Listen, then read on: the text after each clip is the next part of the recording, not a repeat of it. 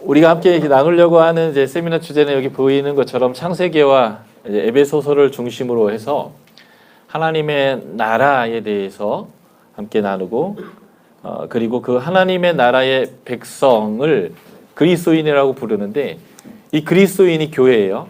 우리가 잘 아시겠지만 건물을 교회라고 부르지 않습니다. 건물은 예배를 드리는 그 장소, 예배당이에요.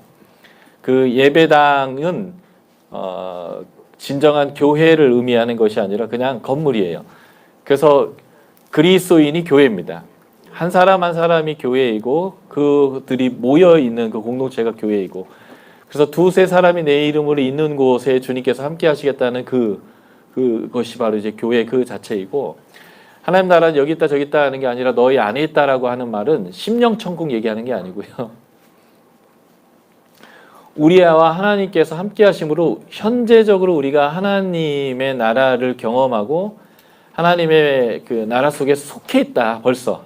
그러니까 죽어서 저 천당 가가지고 천국이라고 우리가 부르는 그곳에 가가지고 누리는 하나님의 백성의 그 영생과 구원이 아니라 현재 여기에서부터 시작해서 계속적으로 하나님 나라를 누리는 하나님 나라의 백성 구원의 현재성을 얘기할 때 너희 가운데 하나님 나라가 있다 라고 이제 천국이 너희 가운데 있다 라고 이제 표현하는 거거든요. 그래서 우리가 바로 이제 교회이고 우리가 그리스도인인데, 이 하나님의 나라에 대한 이해와 그 나라의 백성인 교회요 그리스도인 우리의 관계성과 그것을 이제 이해하는 것, 이것이 이제 오늘 우리가 함께 나눌 말씀의 핵심적인 것이 될 것 같고요. 그래서 먼저 우리가 하나님 나라에 대한 것들을 좀 보고 싶은데 마가복음 1장을 먼저 좀 찾아서 우리가 함께 보도록 하겠습니다.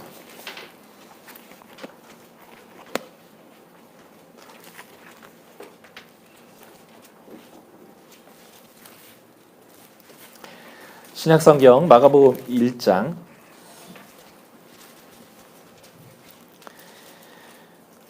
마가복음 1장에 이제 예수님께서 공생애를 시작하시면서 첫 번째 설교한 내용이 나오는데 그것이 1장 14절 15절의 말씀입니다. 우리가 이 두 구절을 소리내서 같이 읽어보도록 하겠습니다. 마가복음 1장 14절 15절 준비되셨죠? 같이 소리내서 읽겠습니다. 시작. 요한이 잡힌 후 예수께서 갈릴리에 오셔서 하나님의 복음을 전파하여 이르시되 때가 찼고 하나님의 나라가 가까이 왔으니 회개하고 복음을 믿으라 하시더라. 아멘. 마가복음 1장 1절은 하나님의 아들 예수 그리스도의 복음의 시작이라. 그래서 마가복음은 복음, 한자 풀이로 하면 복된 소식, 기쁜 소식인데 그 기쁜 소식이 예수 그리스도다라고 얘기하고, 그 예수 그리스도가 복음을 그의 첫 설교로부터 선포하는데 그 복음의 핵심이 뭐냐면 하나님의 나라가 가까이 왔다는 거예요. 그래서 그 하나님 나라를 받아들여라 라고 표현할 때 회개하고 그 복음을 믿어라 이렇게 표현했습니다. 다시 말해서 예수님의 가르침, 예수님의 메시지, 예수님이 이 땅에 가져오고자 했던 핵심적 것은 하나님 나라는 거예요. 그러니까 우리가 예수를 믿고 예수를 통해서 구원을 얻고 영생을 얻고, 이게 핵심이 뭐냐면 하나님의 나라를 수용하는 것입니다. 사실은 그래서 우리는 하나님의 나라가 무엇인지, 그 하나님의 나라의 가치는 무엇인지, 그 하나님의 나라의 영광스러움과 온전함이 무엇인지를 알아야 교회, 그리스도인으로서의 온전한 정체성을 갖게 되고 온전한 삶을 살아갈 수 있는 거예요. 그래서 하나님의 나라라고 하는 이 관점을 이해하는 것이 굉장히 중요합니다. 여러분들에게 나눠드린 자료들 중에 보면 A3로 된 그 종이가 있을 거예요. 거기에 보면 창조와 재창조가 쭉 표시되어 있는 이 도표가 있는데, 이게 뭘 설명하고 있냐면 하나님 나라에 대해서 설명해 주고 있는 것입니다.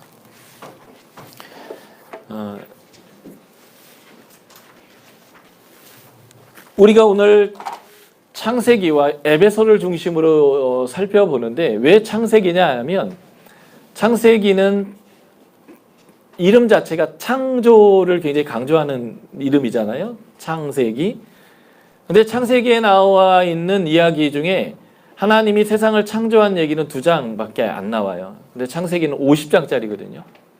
그러니까 창세기 전체 내용의 4%만 창조 얘기를 하고 있는데, 그 한 책의 내용의 4%를 가지고 이 책은 이런 책이야 라고 설명하는 것처럼 되어 있어요. 근데 사실 창세기는 하나님이 세상을 창조하는 얘기를 3번 하고 있습니다. 근데 이 창조가 뭐냐? 이게 굉장히 중요한데, 창세기에 나오는 창조는 하나님 나라를 세운 거예요. 우리는 과학 세계 살면서 어떻게 생각하냐면요. 창세기는 하나님이 언제 어느 기간을 통해서 어떤 것을 어떻게 만들었는가라고 하는 물질 창조 중심으로 창세기의 창조를 봤습니다. 왜냐하면 우리의 인식론과 세계관이 그렇기 때문에 그래요. 우리에게 있어서 과학적이지 않다면, 과학적으로 증명되지 않으면 우리는 믿음을 갖기 힘든 세계관을 갖고 있어요. 그러다 보니까 우리는 뭘 봐도 과학의 눈으로 봅니다. 그러니까 창세기를 읽어도 과학의 눈으로 창세기를 보는 거예요. 그러니까 창세기 1장, 2장은 어떻게 읽히냐면 누가 시키지 않고 누가 가르치지 않아도 하나님이 세상을 언제 만들었고 체험에 만들었구나. 며칠 동안 만들었구나. 첫째 날은 뭘 만들었구나. 어떤 순서로 만들었구나. 뭘 먼저 만들고 뭘 나중에 만들었구나. 라고 하는 일반 과학에서 말하는 것 같은 자연과학의 눈으로 창세기를 읽어요. 그런데 창세기는 그걸 얘기하고 싶어서 기록된 책이 아니고 그거에 대해 관심도 없습니다. 창세기는 출애굽한 이스라엘 백성들에게 하나님이 누구인지 알려주고 그 하나님과 하나님이 출애굽시켜서 언약 맺어서 그들에게 하나님의 땅인 가나안을 주시는데 그 하나님과 이스라엘 백성과 어떤 관계이고 그래서 내가 누구이냐라는 것을 깨닫게 해주는 책이에요. 그래서 창세기는 정체성의 책입니다. 그런데 오늘 저희가 여러분하고 나눌 에베소서도 정체성의 책이에요. 근데 이 정체성을 줄 때 내가 보는 나가 정체성이 아니라 하나님이 너는 이래라고 인정해 주시는 그것이 나가 되는 정체성인데 이스라엘 백성들, 출애굽한 이스라엘 백성은 내가 보는 나는 어떤 사람들이냐면 노예예요. 또는 노예의 자식입니다. 배운 게 없어요. 가방끈이 힘이 짧단 말이죠. 그리고 가진 게 없어요. 노예로 살다가 출애굽했기 때문에 나올 때 많은 것을 탈취해서 가져 나오긴 했지만 뭐 통장, 잔고 이런 게 있는 사람들이 아니에요. 배운 거 없죠. 가진 거 없죠. 출신 성분은요. 요즘은 옛날보다 그래도 혈통을 덜 따지지만 그래도 결혼할 때 아버지는 뭐 하시노? 교장 선생님이신가? 목사님인가? 뭐 이러면 이제 좀 낫겠구나 이렇게 하면서 혈통을 조금 더 따지긴 하지만 옛날에는 혈통 자체가 신분이었고 이게 사람인가 짐승인가?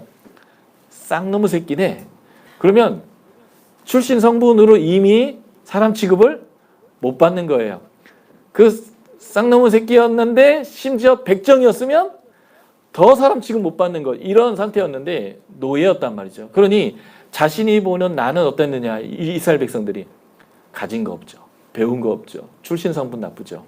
그리고 지금 광야에서 떠도는 불황자죠. 얼마나 자존감이 낮겠어요. 존재감이 낮겠냐고요. 그런 사람들에게 하나님이 내가 너에게 이 땅을 줄 테니까 차지해 라고 했는데 처음 그 말을 들었을 때는 행복하고 즐거웠는데 그 땅을 차지하러 가서 정탐을 이렇게 해봤더니 그 땅의 성벽은 하늘에 닿아 있고요. 거기를 지키는 사람들은요 엄청나게 크고요. 나는 노예 출신의 광야의 불황자인데 걔네들은 정규군이에요. 그리고 그래서 그들하고 나를 비교했더니 비유법으로 나는 메뚜기 같은 거예요. 그래서 그 사람들이 찍 누르면 찍소리 못하고 그냥 눌려서 죽어야 될 수밖에 없는 존재로 자신을 보게 되는 거죠. 그럴 때 하나님이 이 모세오경을 주시는 거예요. 그래서 내가 너희를 택했다. 언제? 너희 조상의 조상 때 아브라함 때부터. 그리고 내가 너희와 함께 했고 너희에게 약속했고 지금 약속대로 끄집어냈고 약속대로 거기를 준다. 그럼 내가 누구냐? 내가 바로 세상을 만든 세상의 주인이고 세상을 만든 그 하나님이다. 주인이 그렇게 한다고 하니까 너희가 믿음을 가져라 하면서 하나님과 그 출애굽한 이스라엘 백성과의 관계를 가지고 내가 하나님과 언약을 맺은 백성이고 하나님이 책임져 주는 백성이고 하나님이 함께해 주는 백성이고 하나님이 그 땅을 주기로 약속을 받은 백성이고 그 하나님의 복으로 살아가는 백성이다라는 것들을 이 말씀을 통해서 경험해서 나는 대단히 위대한 존재이고 가치가 있고 소중하고 하나님을 말미암아 능력이 있구나. 이것을 경험시키려고 하는 책이 이 창세기인데 이 창세기에서 창조 얘기는 뭘 하고 있냐면요. 하나님이 하나님의 나라를 만들었다 이 얘기를 하고 있어요. 자, 그래서 하나님이 창조를 하셨는데 이 창조는 하나님의 나라를 세우신 거예요. 이 하나님의 나라를 세웠는데 사람들이 타락했습니다. 하나님 나라의 핵심 멤버인 창조물 중에 가장 핵심 멤버인 사람이 하나님을 거절하고 사단을 아버지로 삼았어요. 사단을 왕으로 삼았고요. 사단을 나의 통치자로 받아들였어요. 그게 타락의 핵심입니다. 그래서 하나님이 다시 하나님 나라를 회복하는 사역을 했는데 그것이 노아의 홍수 사건이에요. 홍수는 단순히 비가 많이 와서 전 세계가 멸망한 사건이 아니라 하나님이 재창조하신 사건입니다. 제가 좀 이따 그 부분을 좀 더 설명드릴 거예요. 그래서 처음 하나님이 세상을 만들었던 것을 다시 재창조해서 그 하나님의 나라를 다시 회복한 사역입니다. 이때에 하나님의 나라 창조가 이루어졌을 때 하나님은 창조 언약 또는 아담과의 언약을 하셨어요. 재창조하실 때는 하나님은 노아와 언약을 하셨습니다. 노아와 언약을 했지만 사람들이 또 바벨탑을 쌓고 하나님을 거절하고 하나님을 신뢰하지 않아요. 하나님이 아무리 내가 무지개로 언약해 주시고 함께 해주겠다고 약속해도 비만 오면 두렵고 떨리는 거예요.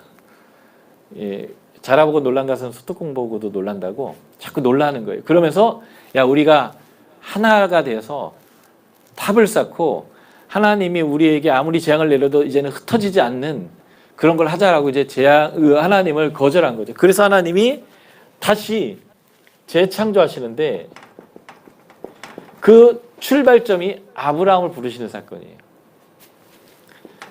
아브라함과 이삭과 야곱과 언약을 맺으셨습니다. 그 언약의 결과로서 시내산 언약이 주어지는데 이게 바로 이스라엘 백성이 출애굽해서 시내산에서 맺은 언약입니다. 그리고 이것의 결과가 가나안을 정복하고 하나님의 나라가 세워지는 거예요. 그래서 다시 한번 이 아브라함을 부르신 창세기 12장부터 여호수아까지가 하나님의 나라를 하나님이 건설하시는 과정입니다. 하나님 나라를 세우신 거예요. 그런데 이 백성이 타락을 해요. 솔로몬이 우상을 숭배합니다. 그래서 930년에 나라가 두 개로 쪼개져요. 나라가 두 개로 쪼개지는데 북쪽 나라는 BC 722년에 망해버리고 남쪽 유다도 BC 586년에 망해버립니다. 하나님 나라가 또 망가진 거예요. 한 번 망가졌고 두 번 망가졌고 세 번 망가진 거예요. 그래서 하나님이 작정을 하시고 이놈의 인간들 진짜 못 쓰겠다라는 마음이 드는데 작정하시고 이 언약이 깨지는 그 순간 예레미야를 통해서 얘기했어요. 내가 너희 남편 되었어도 너희가 언약을 어겼기 때문에 내가 새 언약 맺겠다. 옛날 맺은 언약은 돌판에 써줬다면 이제는 마음에 써주겠다. 옛날 언약은 너희들이 잊어먹을 수 있었고 나를 잊어먹을 수 있었지만 이제는 더 이상 여호와를 알라 할 필요가 없는 언약이 될 것이다. 여호와를 다 알게 될 것이다. 옛날의 언약은 죄질 때마다 짐승을 잡아야 되는 언약이었다면 내가 너희의 죄를 이제는 다시는 기억도 안 하는 언약으로 해주겠다. 이게 바로 예수 그리스도에 대한 얘기인데 그 예레미야가 예언할 그 당시에 이사야, 예레미야, 에스겔, 다니엘 포함한 아주 많은 예언자들이 쏟아져 나와서 17개의 예언서를 말했는데 그 예언서가 말했던 그 일이 성취되기 시작했어요. 그게 오늘 마가복음에서 표현하는 거예요. 때가 찼다는 거예요. 그리고 그 때가 찬 일을 하나님이 실현했는데 하나님 나라가 다시 온다는 거예요. 그러니까 너희가 뭘 해야 되냐면 너희가 가던 하나님이 아닌 사단을 향하여 나아갔던 하나님의 뜻이 아니라 사단의 뜻을 쫓아서 나아갔던 그 방향에서 돌이켜서 회개해서 하나님이 너에게 주시는 이 하나님의 나라의 소식, 기쁨의 소식, 복음을 받아들여라, 믿어라 라고 하면서 지금 하시는 거죠. 그래서 다시 한번 예수 그리스도를 통한 언약을 통해서 하나님 나라가 회복되는 거예요. 지금 우리가 여기에 속해 있어요. 그리고 이 일들이 진행형으로 진행되다가 요한계시록에서 보여주는 새 하늘과 새 땅, 이게 완성되어지는데 이 새 하늘과 새 땅은 뭐냐면 처음 창조되었던 첫 하늘과 첫 땅의 완전한 회복, 이게 바로 하나님 나라의 원판의 모습이라면 이것이 하나님 나라의 완성의 모습입니다. 지금 우리가 여기에 거의 가까이 와 있어요. 그럴 때 우리가 이 부분, 우리가 맞이해야 될 그 하나님의 나라, 지금 살아내야 될 우리 가운데 이미 임한 그 하나님의 나라를 살아내려면 처음에 말씀하셨던 이 하나님의 나라를 이해해야 돼요. 왜냐하면 성경 전체는 이걸 기준으로 계속 하나님의 나라에 대해서 설명하고 있기 때문에 그래요. 그래서 창세기를 중심으로 하나님의 나라를 이해하고 그 하나님의 나라가 온전히 이 땅에 다시 와서 그 하나님 나라를 회복하는 한복판에 있는 우리에게 하나님이 또 다른 정체성의 책을 줬어요. 너희가 누구인가? 그래서 너희가 이러한 정체성의 사람이기 때문에 어떻게 살아야 하는가? 라고 하는 그 하나님의 나라와 하나님 나라의 백성의 삶에 대해서 말해주는 책인 에베소서를 통해서 두 개의 정체성의 책을 통해서 우리가 하나님 나라를 이해하고 하나님 백성으로서의 교회와 그리스도인의 삶이 무엇인지를 이해하는 것을 좀 오늘 하려고 해요. 물론 신약의 마태복음의 5, 6, 7장 산상수훈, 산상보훈이라고 하는 이것을 통해서도 이 에베소에서 말하고 있는 얘기들을 할 수 있어요. 왜냐하면 하나님 나라의 가치를 그대로 설명하고 있기 때문에요. 이 하나님 나라를 이 땅 가운데 어느 지역에서 어떤 민족의 사람들과 하나님이 함께 하시면서 세웠던 이 나라의 통치 이념이 있는데 그게 율법이에요. 그 통치 이념인 율법을 재해석해 준 게 마태복음 5장, 6장, 7장이거든요. 그렇기 때문에 신명기나 모세오경을 통해서 하나님 나라의 백성의 정체성을 설명할 수 있고 삶을 설명할 수도 있고 복음서에 나오는 마태복음 5, 6, 7장이나 누가복음 6장에 나와 있는 그 평제 설교를 통해서도 할 수 있지만 특별히 바울은 에베소에 세워진 교회에게 교회란 어떤 정체성이며 교회란 그리스도인이란 어떻게 말하고 어떻게 관계하고 어떻게 살아내는 사람이고 하는지에 대한 거의 교과서적인 설명을 해줬기 때문에 제가 이번에 여러분들과 나눌 때는 에베소서를 택해서 이 하나님의 나라를 이해하도록 하겠다는 거예요. 그래서 여러분들이 이것들을 잘 이해하시고 계속 묵상하시고 잘 내면하시면 여러분들의 교회가 굉장히 건강하게 이루어질 거라고 생각해요. 세상에 지금 많은 교회들이 있지만 그 교회들이 그 자체가 악해서 문제가 되는 게 아니라 무엇이 옳은지에 대해서 정확히 몰라서 잘못된 길로 가는 것들이 굉장히 많아요. 사람들이 말하는 상식, 사람들이 말하는 좋은 것, 좋은 게 좋은 거다라는 생각으로 그걸 그냥 따라가는 거예요. 악의적으로 나는 이렇게 해야지 하고 마음 먹고 교회들이 잘못되는 게 아니라 정말 하나님이 말씀하셨던 하나님의 나라, 하나님의 백성, 그 하나님의 가치, 그것에 대해서 정확하게 모르니까 헤매는 거예요.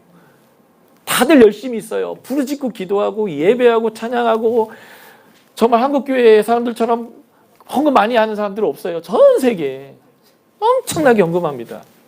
한국 기독교인 몇 명 되지도 않거든요. 그런데 전 세계에서 두 번째로 선교사를 많이 보내요. 기독교 인구로 표현하자면 탑이에요, 탑. 기독교 인구 수로 해서 선교사 보내는 그 많은 선교사들을 누가 후원하고 있어요? 교회가 후원하고 있다고요.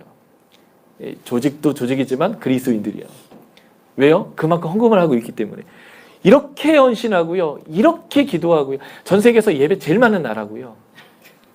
전 세계에서 헌금 제일 많이 하는 교회고요. 전 세계에서 기도할 때 제일 부르짖는 교회고요. 정말 하나님 앞에서 열심히 사람들이거든요. 근데 문제는 방향이 정확해야 되는데 열심히 있는데 방향이 정확하지 않으니까 문제가 있는 거예요. 100m 달리기 할 때 이렇게 달려야 되는데 엄청나게 빠른데 절로 달리니까 남은 10초에 끊는 거를 1년을 달려도 거기 결승점에 못 가는 거. 사실 속도도 중요한데요. 방향이 엄청나게 중요한 거거든요. 그러니까 하나님의 나라가 무엇인지를 이해하는 것. 그리고 그 하나님 나라가 지향하고 있는 가치를 이해하고 그 꼴을 향해서 때로는 속도가 느릴 수 있어요. 그러나 토끼보다 거북이가 빠를 때가 있거든요. 꾸준하게 그 가치를 가지고 가야 돼요. 세상은 도대체 하나님 나라를 이해할 수 없어요. 세상 사람들은 도대체 교회를 이해할 수 없다고요. 그런 사람들에게 욕도 먹어야 하고 그런 것들에 의해서 박해도 당해야 되고 그런 사람들에 의해서 이해받지 못하는 일도 할 때가 있어요. 그래서 때로는 우리가 성취하고자 했던 막 이런 작은 교회가 아니라 큰 교회 되고 싶고 많은 성도들이 되고 싶고 막 선교사 10,000명 파송하고 싶고 그게 우리 막 욕구이지만 그런 거 없이라도 하나님이 정말 10,000명의 선교사를 이 교회에 파송하라고 말 안 했는데 우리가 그 꿈을 꾸거든요. 하나님이 큰 교회 좀 줘줘라 내가 뽀대 나게 이렇게 말하지 않았는데 그냥 우리가 다니는 교회가 좀 그렇게 뽀대 났으면 좋겠는 게 있어요. 그래서 하나님이 건축하라 하지 않았는데 목사님이 내가 목회 10년 했는데 교회 하나 정도는 졌어야지 이런 마음을 가지고 그 건물을 짓기도 하고 그러거든요. 이게 속도를 막 내는 거예요. 자기의 속도를. 그게 아니라 하나님의 나라의 백성은 하나님의 방향을 지향해야 되고 하나님의 속도를 따라야 돼요. 그게 하나님 나라에서 굉장히 중요한 것입니다. 이스라엘 백성들이 아브라함부터 시작해서 이 시내산 땅까지 이루어질 때에 창세기 15장에 보면 하나님이 너가 애굽 내려갈 거야. 애굽에서 400년 만에 돌아올 거야. 그리고 너희가 거기서 종살이 할 거야. 라고 하나님께서 말씀하셨어요. 우리가 아브라함이었으면 뭘 그렇게 돌아가십니까? 그냥 5년 후에 아들 주시고 그리고 우리 가문에게 그 아들을 많이 낳을 수 있는 그런 은혜를 주셨고 빨리 늘게 하시고 애굽은 뭘 애굽이에요. 이 땅에서 바로 원래 이 땅 주기를 하셨는데 그냥 이 땅에서 바로 하십시다. 그러고 싶죠. 근데 하나님의 계획은 400년의 시간이 필요하고 애굽에 내려갔다 와야 하고 애굽에서 종살이 하다가 나와야 하는 거예요. 왠지 아세요? 그 당시에는 신이 센 나라가 강한 나라예요. 어느 나라가 부강하다라고 한다면 그 나라의 신이 엄청 센 거예요. 그런데 그 당시에 이집트가 제일 센 나라예요. 가장 큰 나라예요. 누가 봐도 이집트 신들 중에 신인 거예요. 그 나라를 하나님이 완전히 때려부시고 그 이집트의 모든 신들을 다 징벌한 다음에 자기 백성을 유유히 데리고 나오는 그 퍼포먼스 자체가 뭘 의미하냐면 야 하나님이 세상에서 제일 센 신이고 참신이고 이분밖에 없구나를 전 세계에 소문을 내는 거예요. 하나님이 그 일을 하고 싶었어요. 그리고 자신의 백성들이 빨리 큰 민족이 되기 위해서는 잘 먹고 잘 살아야 되는데 잘 먹고 잘 살려면 부요한 곳, 기름진 곳, 거기서 대우받는 곳에 있어야 되잖아요. 그러니까 요셉인 총리 요셉을 통해서 애굽에 내려가서 잘 먹고 잘 살게 한 거예요. 그러니까 70명이 430년 만에 200만이 되는 거예요. 결혼하셔갖고 70년 만에 200만의 자식을 만드실 수 있는 분이 있으세요? 30살에 결혼해서 100살을 요즘 사니까 100살 관에 묻을 때 봤더니 내 자손이 200만 명 있는 거. 쉽지 않잖아요. 근데 하나님이 그것을 이루기 위해서 애굽에 데려가신 거예요. 애굽의 가장 좋은 땅, 가장 대우받는 곳. 그런데 사람들은 그 가장 좋은 것, 가장 대우받는 곳이 과정인데 거기에 영원히 살고 싶거든요. 그래서 사람들이 스스로 하나님 나 좀 데려가 주세요. 여기 이제 더 이상 못 살겠네요. 라고 하기 위해서 노예를 만들었어요. 그리고 이 백성이 부르짖으니까 하나님이 아브라함과 이삭과 야곱의 언약을 기억하시고 가셔가지고 그 땅을 다 두들겨 팼어요. 출애굽기 12장에 보면 하나님의 애굽의 신들을 벌한다고 되어 있어요. 민수기 33장에도 보면 하나님이 애굽의 신들을 벌하고 있다고 얘기해요. 그러니까 10가지 재앙은 하나님이 세계에서 가장 센 신인 것을 증명하기 위한 재앙이에요. 그런데 이제 소위 만화책에 보면 도장 깨기 이런 거 있거든요. 그래서 내가 어느 도장 하나를 접사고 싶은 거예요. 그러면 그 도장에 가서 이 사람 저 사람 패는 게 아니라 제일 센 놈 나와 이렇게 하는 거예요. 그래서 그 사람하고 이렇게 딱 1대1로 맞짱을 뜨거가지고 그 사람 이기면 이 도장 내가 먹는 거. 그런 것처럼 전 세계에서 제일 센 나라 하나 찝은 거예요. 거기에 가가지고 그 나라의 신을 하나님이 10가지 재앙으로 다 두들겨 팼어요. 찍소리도 못하게. 그냥 꿈틀도 못하도록 패버렸어요. 그래서 완전히 초토화시키고 내 백성을 데리고 유유히 나오는 사건이 출애굽 사건인데 이게 하나님의 나라의 사건이거든요. 근데 이 하나님의 나라의 사건에 하나님은 바로 이스라엘 백성을 가나안으로 쑥 데려가고 싶지만 출애굽기 이렇게 표현됐어요. 너희를 바로 데려가면 전쟁을 보고 무서워할까 봐. 그래서 지금 애굽에서 이렇게 올라가면 한 7일 길이면 가나안에 가는데 반대로 쭉 밑으로 내려가서 홍해를 건너서 저 시내의 반도 밑으로 내려갔거든요. 왜냐하면 이 백성을 훈련시키기 위해서. 훈련을 시키는데 어떻게 시키냐면 첫 번째 훈련이 뭐냐면 하나님이 홍해가에다 이스라엘 백성을 갖다 세우는 거였어요. 야, 니네 430년 노예 생활하려고 고생했으니까 거기서 좀 휴양해라. 이렇게 데려간 것 같으세요. 여러분들 나중에 홍해 한번 놀러 가보세요. 엄청난 휴양지예요. 스노클링하고 뭐 그냥 정말 낙원 같은 곳이거든요. 놀기 좋아요. 돈이 엄청 들지만 거기에 휴양하라고 보낸 게 아니에요. 왜 보냈냐면요. 배수진을 치게 한 거예요. 이미 바로는 패배했고요. 낭망하고 있는데 하나님이 그 바로한테 또 가서 이렇게 했어요. 너 가서 빨리 싸워. 그래서 바로는 이미 싸울 힘이 없지만 다 패배했지만 하나님이 다시 마음을 막 충동질하고 강팍해 해서 완악하게 해서 전쟁을 다시 할 수밖에 없도록 하나님께서 끌어내셨어요. 그리고 이스라엘 백성을 치게 하셨습니다. 그 이스라엘 백성들이요. 뒤로는 홍해고 앞으로는 애국 군대가 쳐들어오는데 할 수 있는 게 뭐 있을까요? 아무것도 없는 거예요. 아무것도 할 수 없을 때 뭘 하죠? 불평을 해요. 그러니까 이스라엘 백성이 불평을 하기 시작했습니다. 매장지가 없어서 여기 데려왔냐고 하면서 막 난리가 났어요. 이게 바로 하나님이 기대했던 반응이에요. 그때 하나님이 이렇게 말씀하시는 거죠. 너희는 가만히 있어. 내가 뭘 하는지를 봐라. 내가 너희 하나님인 것을 봐라. 그러니까 사실 이 대답을 통해서 제가 이렇게 추정을 하는 거예요. 일부러 여기 데려와가지고요. 도망갈 수 없는 곳에다 딱 박아놓고 적이 쳐들어오게 해서 불평을 일으키는 거예요. 도대체 뭐냐. 불평이 일어나고 막 사람들이 한계선에 부딪혔고 막 난리칠 때 가만히 있어봐. 내가 뭘 하는지를 봐. 해가지고 하나님이 막고 가르고 건너고 그리고 적군을 끌어들여서 팍 엎어버렸습니다. 봤지. 그러니까 하나님 자랑질하고 싶으셨던 거예요. 왜요? 이 백성이 얼마나 자존감이 낮은지 얼마나 믿음이 없는지 모세가 처음 왔을 때 하나님 너희 데려가라고 나 보냈다. 와! 그래서 모세가 가서 바로한테 얘기했더니 아 이것들이 한가한가 보이구나. 얘들 집을 주지 말고 전처럼 똑같이 벽돌 만들라고 해라. 그 노동이 가중되니까 모세한테 막 난리를 치잖아요. 뭐 냄비처럼 끓었다. 이게 딱 그 수준이거든요. 그러니까 이 백성에게 하나님이 내가 누구인지를 계속 경험시키는 거예요.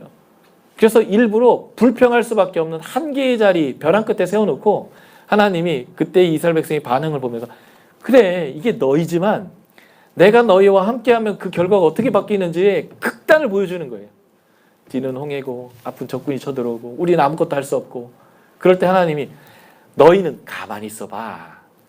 내가 누구인지를 여기서 증명하는 거예요. 그래서 하나님이 싹 이겨버리잖아요. 그러면 끝났나요? 아니요. 하나님이 광야로 데려 들어갑니다. 200만 명이 먹을 물이 없어요. 그러니까 또 난리를 벌이잖아요. 근데 물이라고는 쓴물밖에 없는 거예요. 먹을 수 없어요. 하나님이 일부러 거기 데려간 거예요. 그리고 일부러 그 불평의 상황을 연출한 거예요. 사람들은 어쩔 수 없어요. 할 수 있는 게 불평밖에 없어요. 그때 하나님이 얘기하는 거예요. 야, 저기 나무떼기 있잖아. 저거 하나 던져라. 아니 나무를 던져서 그게 그렇게 단물이 됐으면 다 했죠. 근데 하나님이 하라고 하니까 뭐 신비한 어떤 주술을 행한 것도 아니고요. 뭐 한 것도 아니고요. 진짜 시키는 대로 막대기 하나를 던졌어요. 그랬더니 어떻게 됐어요? 단물이 됐다고요. 그리고 하나님이 광야로 더 데리고 들어갔어요. 여러분들 상상해 보십시오. 여름에 수련을 하는데 중고등부 애들이 한 200명 정도 돼요. 근데 목사님이 권사님 한 두세 분 모셔다가 권사님 죄송하지만 이번 여름에 덥긴 하지만 애들 3박 4일 10끼밖에 안 돼요. 그것도 200명. 세 분이면 충분합니다. 밥 좀 해주세요. 그 더운 여름에 계속 불 때 가면서 10끼 밥 해먹는 거 얼마나 힘들어요. 근데 우리 한 이마트가 있잖아요. 롯데마트가 있고 배달도 해줘요. 그 정도 식자재면. 그런데 광야는요. 200명이 아니라 200만 명이요. 광야는 이마트가 있을까요? 롯데마트가 있을까요? 없어요. 그럼 먹을 걸 구할 수 있는 방법이 있을까요? 없어요. 아무것도 없어요. 그러니까 그 사람들이 200만 명이 광야에 딱 들어갔을 때 경험하는 건 우리는 아무것도 할 수 없다는 거예요. 그리고 아무리 땅을 파도 물 안 나오고요. 아무리 뭘 해도 내가 먹을 것을 구할 수 있는 방법이 전무한 자리에 딱 놓였어요. 할 수 있는 게 뭐예요? 불평이요. 아니 이런 데를 왜 데려오냐고. 죽이려고 하느냐고. 하나님이 그때 얘기하는 거예요. 내가 주마 하는 거예요. 그래서 아침마다 딱 그날 먹을 만치만 쏟아 부어주고 딱 먹을 만치만 구하라는 거예요. 내일을 걱정해서 이틀치 하지 말라는 거예요. 딱 그만큼만. 그리고 고기 먹고 싶다니까 하나님이 메추라기를 쏟아부었는데 2규빗을 쏟아부었대요. 2규빗이 몇 센치인지 아세요? 90cm요. 하루 동안 90cm의 비가 쏟아지면 어떤 일이 벌어질까요? 청주에. 홍수로 난리가 나요. 쫙 쏟아지는데 90cm를. 근데 그 넓은 광야, 벌판에다가요, 90cm를 메추라기를 쏟아 부으셨어요. 야, 내가 마음 먹고 주면 이 정도는 줄 수 있어. 뭐 이건 껌도 아니야. 쏟아 붓는 거예요, 그냥. 그러니까 물, 먹을 거 내가 너와 함께하고 내가 너희와 동행하면 문제가 안 된다는 거예요. 이게 하나님 나라의 중요한 특징이에요. 그리고 이스라엘 백성이 그렇게까지 해줬는데도 불구하고 가나안의 입구에 가서 야 이제 들어가라 했더니 정탐 맞아요. 민수기 13장에서 정탐을 했는데요. 그 본문을 보면 이스라엘 백성에게 정탐을 하라고 명령하고 있어요. 그런데 신명기를 보면 신명기는 모세가 죽기 한 달 전에 유언처럼 40년의 시간을 회고하면서 자세하게 기록한 글이거든요. 거기에 봤더니 이렇게 나와 있어요. 너희가 정탐을 원했다는 거예요. 왜 그럴까요? 사람은요 합리적인 걸 좋아해요. 그래서 어디에 도시가 있는지, 거기는 성벽이 있는지 없는지, 거기 군사는 얼마나 있는지, 우리가 어떻게 올라가서 치면 효과적인지 이거 보겠다고 사람이 하나님한테 제시를 했어요. 그때 하나님이 어차피 줄 건데 보고 싶다니까 갔다 와라 했어요. 이게 이제 신명기 증언이에요. 이게 팩트예요. 그런데 이스라엘 백성이 갔다 왔더니 어떤 결과가 왔냐면 효과적으로, 효율적으로 더 잘하려고 갔다가 믿음을 잃어버렸어요. 왜요? 갔더니 성벽이 높아요. 안악자손이 있어요. 우린 메뚜기 같아요. 다시 내가 보는 나로 나의 정체성을 다시 세운 거예요. 하나님이 그동안 뭘 했어요? 애굽에서 애굽의 신들 징벌하고 애굽의 군대를 징벌하고 홍해에서 에베의 군대를 징벌하고 물을 건너게 하시고, 그리고 물을 주시고 먹을 것을 주시고, 출애굽기 17장에서는 아말렉과의 전쟁에서 여호수아 모세가 손들면 이기고, 하나님이 모든 걸 해주시는 것을 그렇게 1년 반 동안 훈련시켰어도 어찌나 빠르게 원자리로 돌아간지 몰라요. 요요라는 거 아시죠? 예, 살 빼는데 6개월 걸렸는데 그 살 다시 찌우는데 한 달도 안 걸리는 거. 사실 이 사람이 바뀌는 게 그만큼 어려운 거죠. 그래서 우리가 하나님 나라에 대해서 배우고 하나님 나라의 백성에 대해서 배워야 되는 것은 이렇게 뭐 토요일 날 뭐 종일 한번 딱 한다고 되어지는 일은 아니에요. 꾸준히 해야 되는 거예요. 그래서 이 백성이 하나님 당신이 도와줘도 안 되는 일입니다. 믿어버렸어요. 선포했습니다. 그래서 두 사람 빼고는 다 못 들어가게 됐어요. 그래서 38년을 광야에서 맴도는데요. 어떤 일이 벌어지냐면요. 38년 동안 매일 먹을 게 내려요. 38년 동안 반석에서 물이 계속 나오는 거예요. 고린도전서 10장에서는 이렇게 재밌게 표현했어요. 반석이 그들 따라다녔다고. 실제 따라다녔는지 안 따라다녔는지는 모르겠는데 유대인들은 그렇게 인지한 거예요. 그 반석이 바로 예수래요. 왜냐면 예수님이 생수시니까. 이게 이제 바울의 고린도전서 해석인데, 어쨌든 분명한 것은 하나님이 계속 그들에게 먹을 것과 물을 그 나머지 38년 동안 매일 주셨다는 거예요. 늘 주셨다는 것입니다. 더 중요한 게 뭔지 아세요? 하나님이 그들을 보호하셨다는 거예요. 시편을 좀 볼게요. 시편 105편.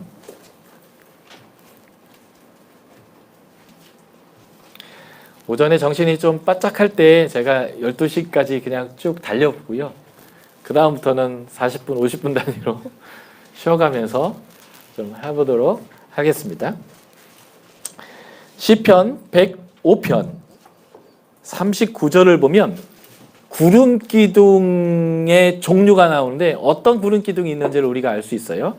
시편 105편 39절 소리내서 같이 한번 읽어볼게요. 준비되셨죠? 읽겠습니다. 시작.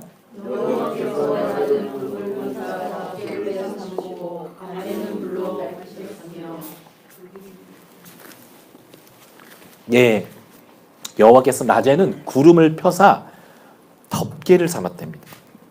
우리는 구름 기둥 하면 맨 앞에서 이렇게 서 있는 구름 기둥만 상상하거든요. 그런 구름 기둥도 있어서 하나님이 어디로 가야 될지에 대한 방향을 지시했을 뿐만 아니라 하나님이 덮개가 그들을 덮었다는 거예요. 이것을 좀 고급적 표현으로는 하나님의 권능의 날개 아래 있었다 이렇게 표현하는 거죠. 하나님이요 늘 그들을 덮었어요. 왜요? 광야는 낮에 30도, 40도까지 올라가요. 근데 직사광선이 쏘입니다. 젊은 사람들도 그냥 거기서 일사병 걸려서 퍽퍽 쓰러지는 거예요. 그런데 거기에는 어린아이도 있고 할아버지도 있고 할머니도 있습니다. 그런 직사광선이 쏟아지는 그곳에 200만 명이 움직이는 거예요. 그냥 정상적으로 움직였다면 하루에도 수천 명씩, 수만 명씩 일사병으로 쓰러져서 죽었을 것입니다. 그런데 광야는 건조한 기후예요. 습하지 않단 말이죠. 그래서 그늘 아래 있으면 선선합니다. 하나님이 그들을 하나님의 손덮개로 이렇게 덮어주시는 거예요. 보호하시는 거죠. 밤에는 추워요. 이유가 뭐냐면 빛이 쏟아져 내려고 그 열이 쏟아져 내었던 것이 복사되는데 막을 게 없어요. 하늘에. 다 날아가는 거죠. 요즘 왜 기온이 올라가요? 온실효과 때문에 그렇잖아요. 탄소가 이렇게 막아서 들어왔던 열이 못 빠져나가서 담겨가지고.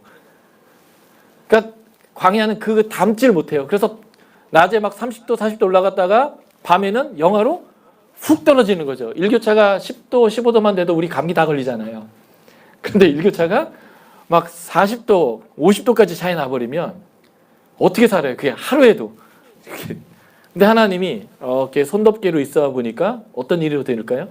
열이 보존되는 거예요. 다시 말해서 하나님의 구름 기둥 덮개 위에 하나님의 불이 임재하는 거죠. 여러분들 난로 보면 영화관이나 이런 데 큰 홀에 있는 난로 보면 이렇게 버섯 모양 난로 있잖아요.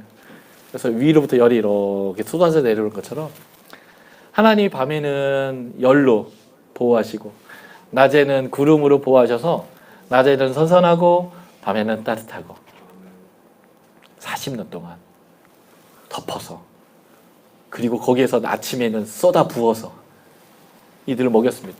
나 하나님 못 믿어요. 당신이 해도 이 땅은 차지할 수 없다고요. 라고 하는 이 백성을 향해서 하나님이 40년 동안 매일같이 임재하시고 함께 하셔서 그들을 이끄셨습니다. 여러분들이 교회를 이루시고 공동체를 이루시고 할 때에 중요한 게 뭐냐면 마음에 안 드는 게 있을 거예요. 뭔지 아세요? 광야 걸어갔는데 상상을 해보세요. 20만 명이 한 걸음 했다고요. 20만 개의 발걸음이 탁 떨어졌어요. 푸석푸석한 광야에 먼지가 폭. 또 200만 명이 폭. 100걸음만 걸어보세요. 그 먼지가 어마어마했을 거예요. 근데 그 걷는데 그 좀 습관 안 좋은 사람들 있잖아요. 발 끄는 사람들은. 그런 사람들이 또 중간중간 있다고요. 그럼 먼지가 얼마나. 저 뒤에 있는 사람들은 막 욕할 거야. 야, 이 새끼야, 발 끄지 마. 먼지, 난 너 때문에 먼지 먹잖아. 짜증이 나요. 하나님이 물을 주고, 먹을 걸 주고, 구름으로 덮어주고 해도요. 화가 나고, 짜증이 나고, 그럴 수 있다고요. 싫은 거예요. 그래서 하나님의 구름기둥이 저기로 가고 있고, 하나님 구름기둥이 그쪽으로 가고 있어도 나는 여기가 싫은 거예요. 그래서 나는 이쪽으로 가기로 결정했어요. 막 가죠, 그쪽으로. 한참 가다 보면 어떤 일이 벌어지는 줄 아세요? 그 구름 그늘 바깥으로 나가요.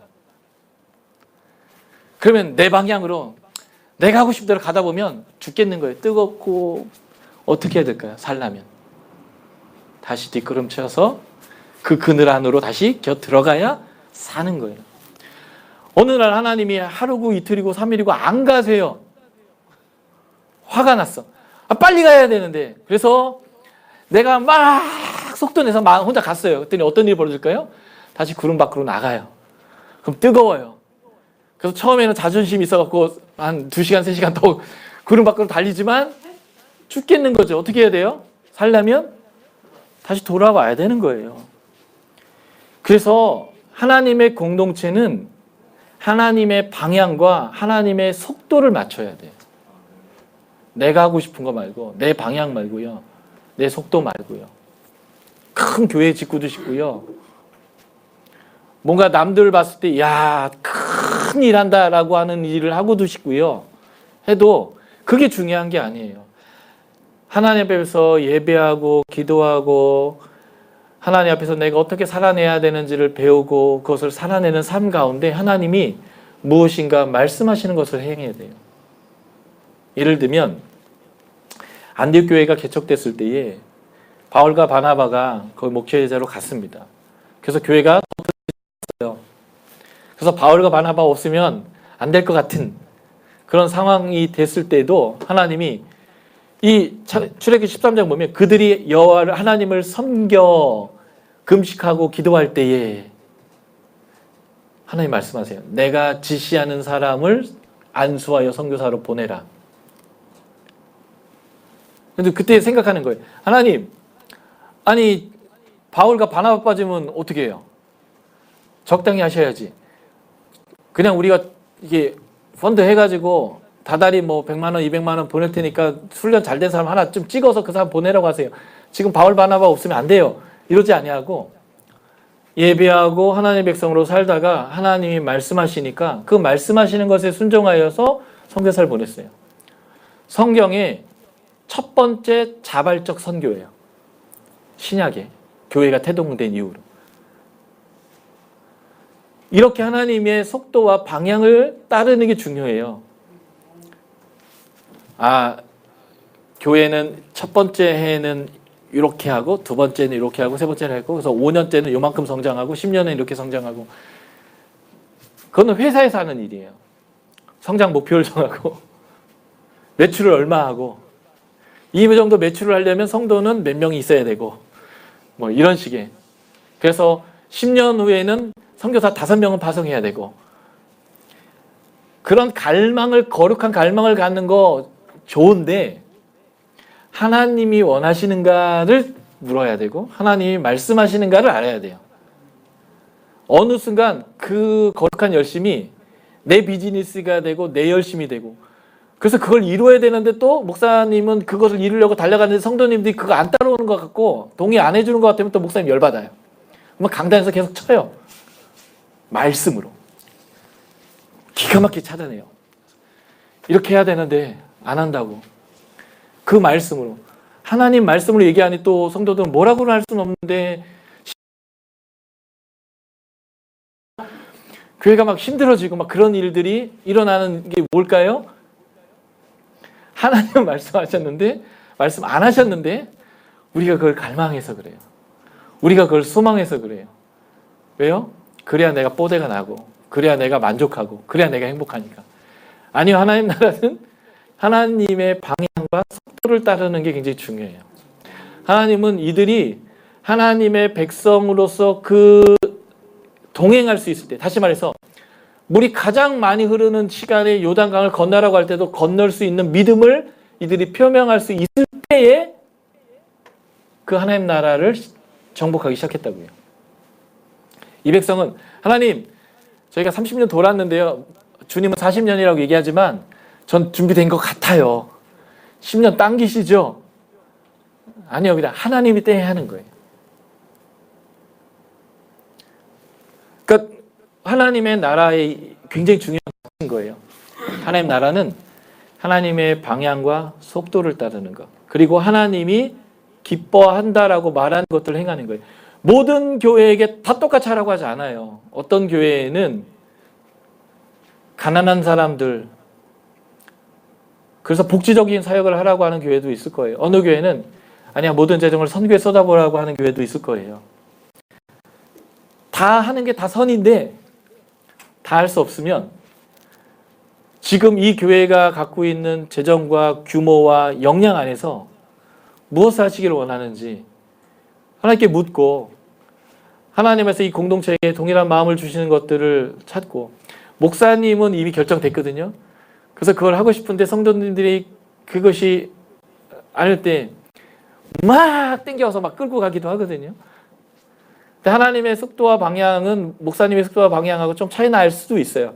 늘 그렇다는 건 아니고. 그러니까 우리가 그것들을 잘 기다릴 수 있어야 돼요. 그래서 멈춰라 할 때 멈춰 있을 수 있는 거. 광야 40년을 거기에 멈춰 있을 수 있는 거. 근데 재밌는 것은 그 광야 40년 동안 하나님이 한 번도 안 떠나고 늘 같이 있고 늘 공급하시고 늘 이끄신다는 거. 그런데 우리는 그 추가적인 그 소망이 더 있다는 거예요. 빨리 가나안에 들어가서 농사 지고 싶은 마음. 빨리 가나안에 가서 이제는 이 텐트 쳤다 이렇게 걷는 거 아니고 좀 고정된 집에서 살고 싶은 거. 또 이동하다 보니까 갖고 싶은 걸 많이 못 가져요. 좀 늘리고 싶은데. 그래서 고정된 집에서 좀 내가 원하는 거 다 갖추고 살고 싶은 거. 이런 마음들이 계속 충돌할 수 있어요. 그런데 하나님이 원하고 기뻐하시는 것이 무엇이냐. 그걸 찾아가는 게 굉장히 중요한 것 같아요. 예배하고 기도할 때, 섬길 때 하나님이 말씀하시는 것들을 찾아 나갈 수 있는 그런 영성과 그 하나님의 속도와 방향을 쫓을 수 있는 그런 것들. 이것들이 이제 하나님 나라의 가치입니다. 제가 그래서 이제는 여기서부터 다시 출발할게요. 창세기는 하나님 나라를 쓰는 얘기고, 그 하나님 나라가 무엇인지를 그 처음에서 이해함을 통해서 마지막 완성할 그 하나님 나라의 그림을 이 첫 원판으로부터 보고, 그 그림들을 어떻게 에베소서를 통해서 하나님께서 더 구체화시키고 있는지를 좀 저희가 보도록 하겠습니다. 이제 PPT를 두 번째 장으로 넘기는데, 창세기는 시작의 책이라고 불립니다. 굉장히 많은 것들의 시작이 이 창세기에 나와요. 창세기 1장 1절은 하늘과 땅, 천지를 하나님이 창조하면서 천지의 시작과 창세기 1장을 통해서 천지 만물의 시작이 이 창세기에 나옵니다. 2장에서는 그 천지 만물의 시작 중에 특별히 제6일째의 인간 창조를 설명하면서 인류의 시작, 특별히 그 인류 안에 가족의 시작을 설명합니다. 그리고 3장에 가면 죄가 시작돼요. 타락. 죄가 뭐냐면 하나님이 되고자 하는 인간. 하나님을 신뢰하지 않는 인간. 그리고 하나님의 나의 믿음과 신뢰의 대상이 아니라 사단이 말하고 있는 가치가 나의 가치 되고 믿음이 되고 신뢰가 되는 것. 이게 이제 죄인데 이런 것들 통해서 쭉 굉장히 많은 시작들이 쭉 나옵니다. 특별히 인간이 타락한 그 3장에서 복음이 시작돼요. 다시 말해서 예수 그리스도가 계시된다는 거예요. 여자의 후손. 그 여자의 후손이 발꿈치를 상해가면서 뱀의 머리를 상하게 할 것을, 다시 말해서 예수의 십자가의 사건을 계시하고 우리를 구원하시겠다라고 하는 하나님의 그 구원의 계획이 창조 때부터 타락에 의해서 선포되는 것들을 보여지는 거죠. 이게 창세기를 시작의 책이라고 부르는 이유예요. 굉장히 많은 시작의 얘기가 나오는데 이 시작이라고 하는 것이 굉장히 의미가 있어요. 왜냐하면 태초에 하나님이 천지를 창조하시니라. 그래서 이 태초라는 단어가 베레시트라는 단어인데 이 레시트라는 단어는 근본으로도 번역되는 단어예요. 우리가 잘 아는 잠언서 1장 7절을 보면 여호와를 경외하는 것이 지식의 근본이거늘 이렇게 나오죠. 이 근본이 창세기 1장에 나온 태초에와 같은 단어입니다. 그래서 잠언서 1장 7절을 가장 정확히 번역하는 것은 이런 거예요. 여호와를 경외하는 것이 지식의 시작입니다. 지식의 출발입니다. 지식은 여호와를 경외하는 것으로부터 그 근원부터 솟아오릅니다. 뭐 이런 이제 표현인데 그 의미를 좀 의역하면 근본입니다. 이렇게 표현하는 거예요. 그러니까 히브리 사람들의 사고 안에는요.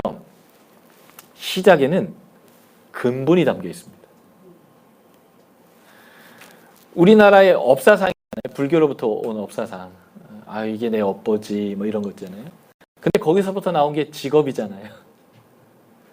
그래서 백정으로 태어난 건 업본 거예요. 내가 전생에 개같이 살아가지고 다음 생에 이게 이제 기독교 사계가 아니지만 다음 생에 인간으로 태어났는데 가장 천시받는 인간으로 태어난 거예요.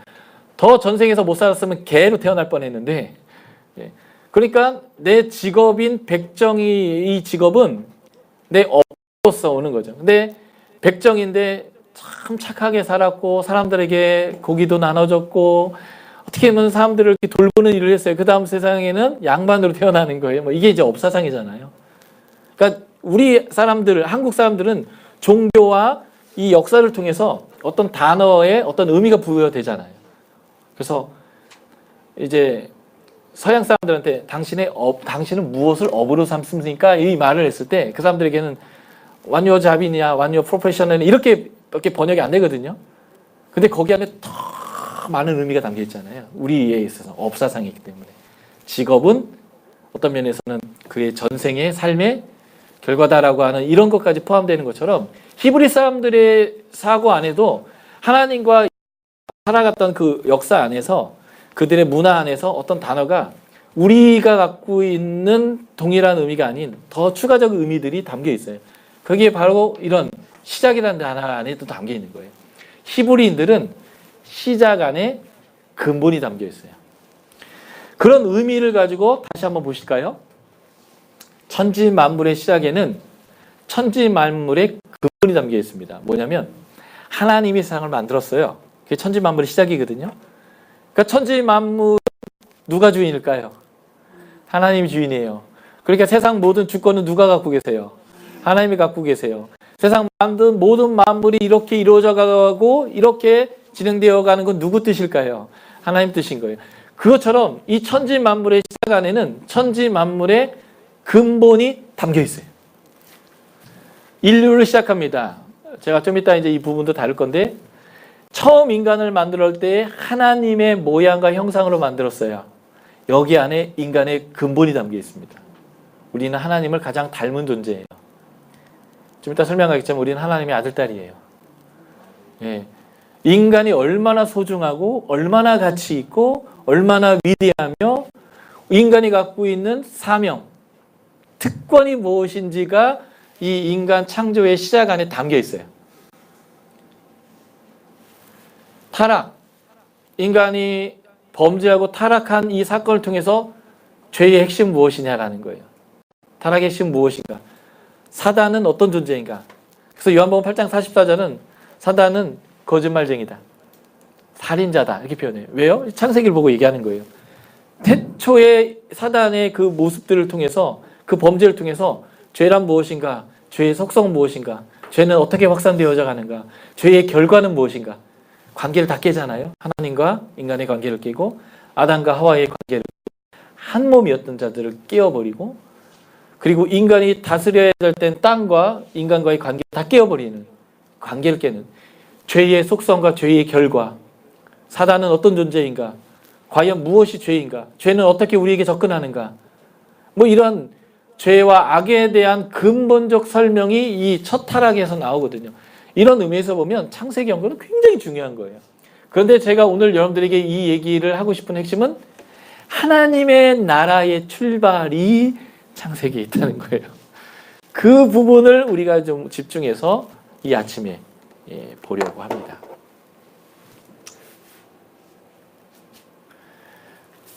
창세기 시작과 1장부터 3장이죠.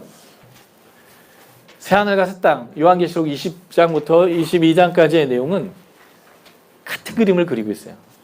하늘과 땅을 만드셨고 새하늘과 새 땅을 만드셨어요. 거기에 하나님이 계셨고 거기에 안식이 있었는데 잃어버렸던 안식을 다시 회복하게 됩니다. 거기에는 생명나무와 강이 있고 남편과 아내의 하나됨이 있다면 나의 남편, 우리의 남편이신 예수 그리스도와 그 교회의 결혼의 관계가 있어요. 이 말은 무슨 말이냐면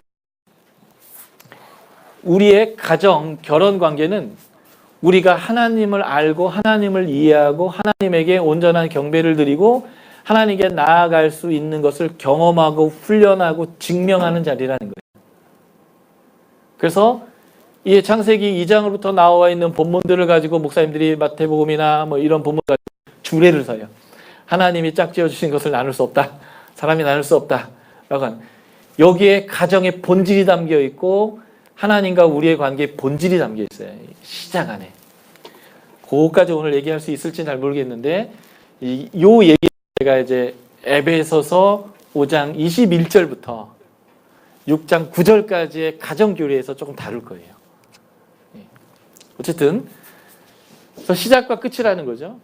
그래서 처음에 우리가 하나님을 신뢰하지 않고 사단을 신뢰하고 타락하고 심판이 선포되어지고 추방되어지고 죽음이 임했다면 이 마지막 새하늘과 새 땅에서는 그것이 완전히 반전돼서 처음 하나님이 세상을 만들었을 때의 그 온전한 하나님 나라의 구원으로 돌아가는 얘기로 마침표를 찍습니다. 그러니까 성경은 창조로 시작해서 시작부터 끝까지가 창조예요. 그 중간에도 그 하나님의 창조를 계속 해나가고 있어요. 근데 그 창조가 바로 구원 자체예요. 처음 창조는 구원이 아니라 하나님 나라였고 그 나라를 잃어버렸을 때 우리를 다시 하나님 나라로 초청하고 하나님 백성의 자격을 주고 그 복을 누리도록 하는 걸 구원이라고 하는 거잖아요. 그래서 성경 이스라엘 역사를 다루는 게 아니고요. 하나님이 하나님 나라를 세우시고 그 나라를 거절한 인간을 다시 하나님 나라로 초청하시고 구원하시는 구원, 하나님의 구원의 역사를 쓰고 있어요. 인간 역사를 쓰는 게 아니라 이스라엘 나라 역사를 쓰는 게 아니라 처음부터 하나님 나라를 주셨고 그것을 거절한 인간들에게 그 하나님 나라를 끝까지 주시기 위해서 계속적으로 하나님 나라를 우리에게 주시는 하나님의 구원의 역사를 쓴 것이 성경입니다. 성경을 그 하나님의 나라를 창조하는 이야기로 해석해야 합니다. 타락한 인간은 울게 됐고 무서워야 되겠고 낙원을 잃었고 쫓겨났다면 이제 눈물이 없고 슬픔이 없고 고통이 없고 회복된 거죠.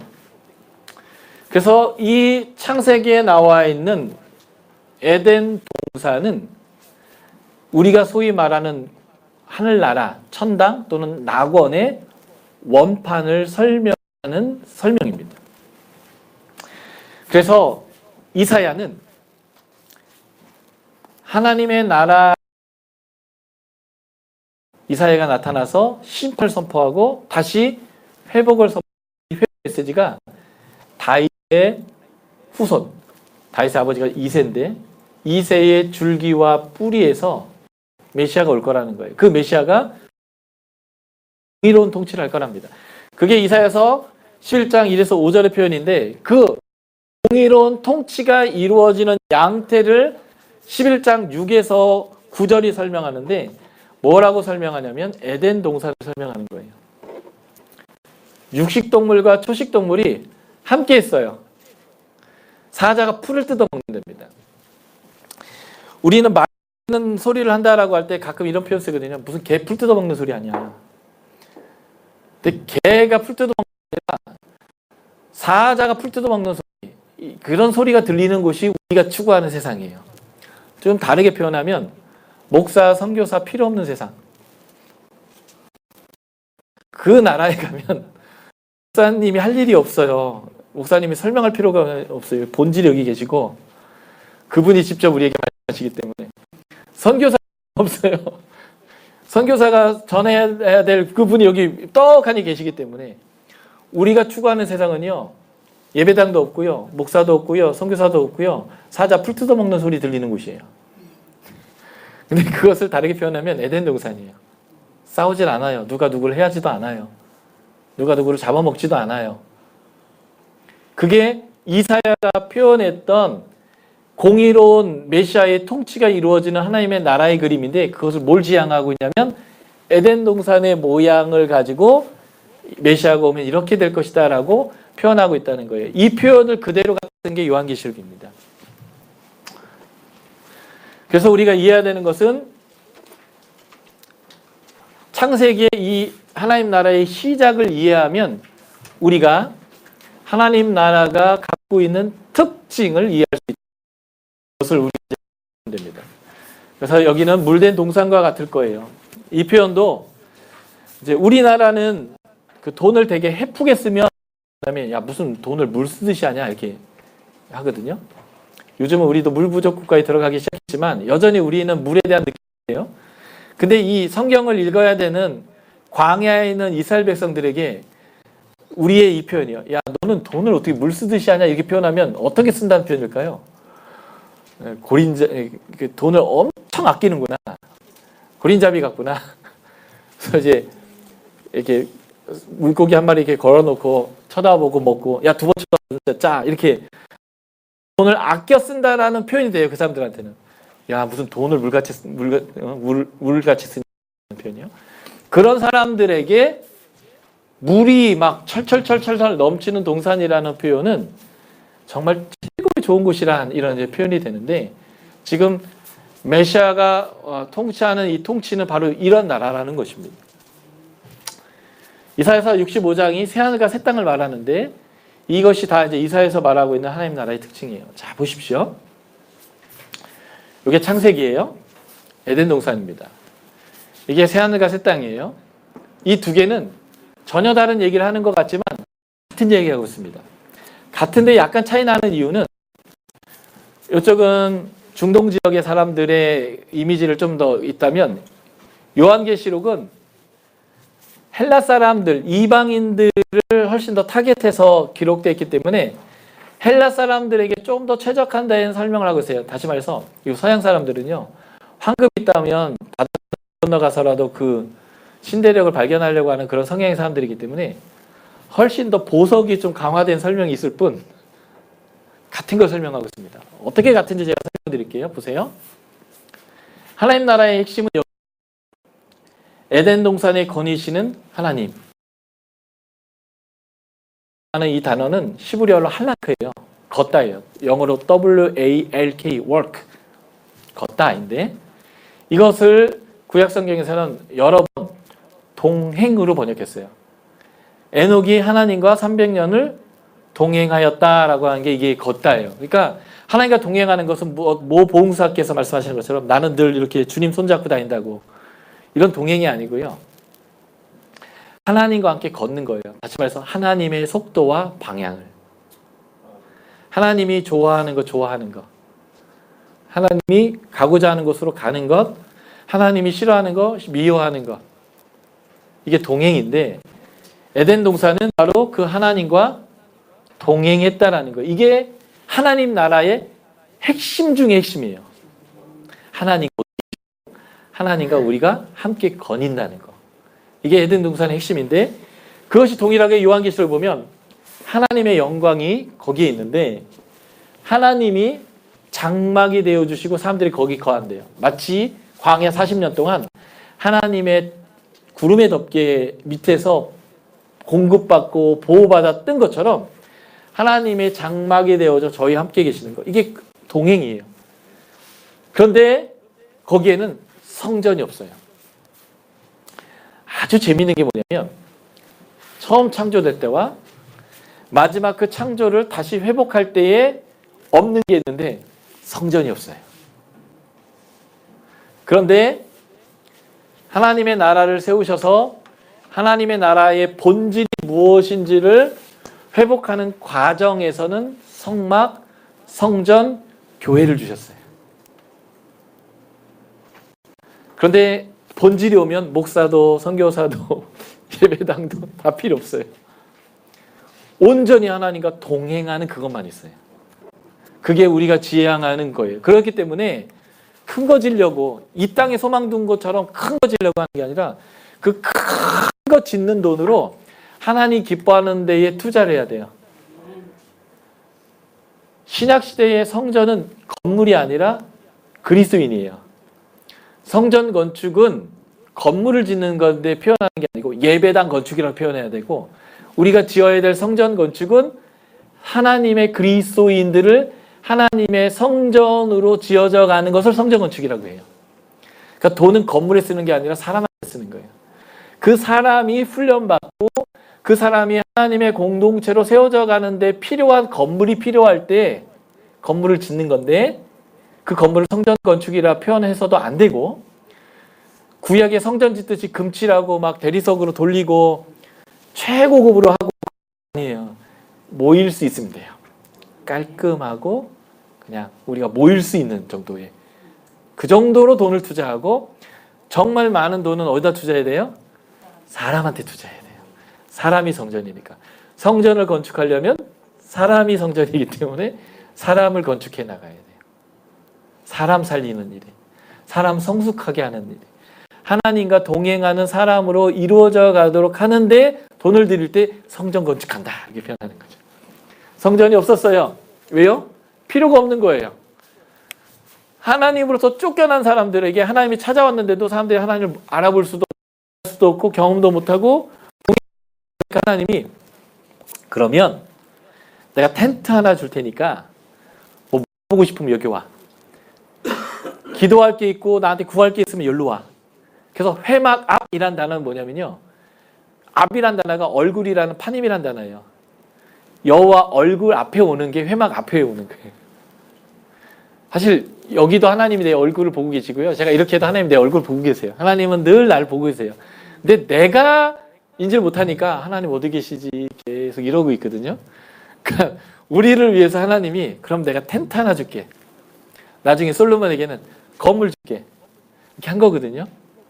인간을 위해서 준 거예요. 그러니까 어느 순간이 되면 우리가 어디서든지 하나님과 동행할 수 있게 되고 어디서든지 하나님을 예배할 수 있게 되면 이젠 더 이상 성전도 그 무엇도 필요 없는, 목사님도 선교사도 필요 없는 시대로 완성되게 됩니다.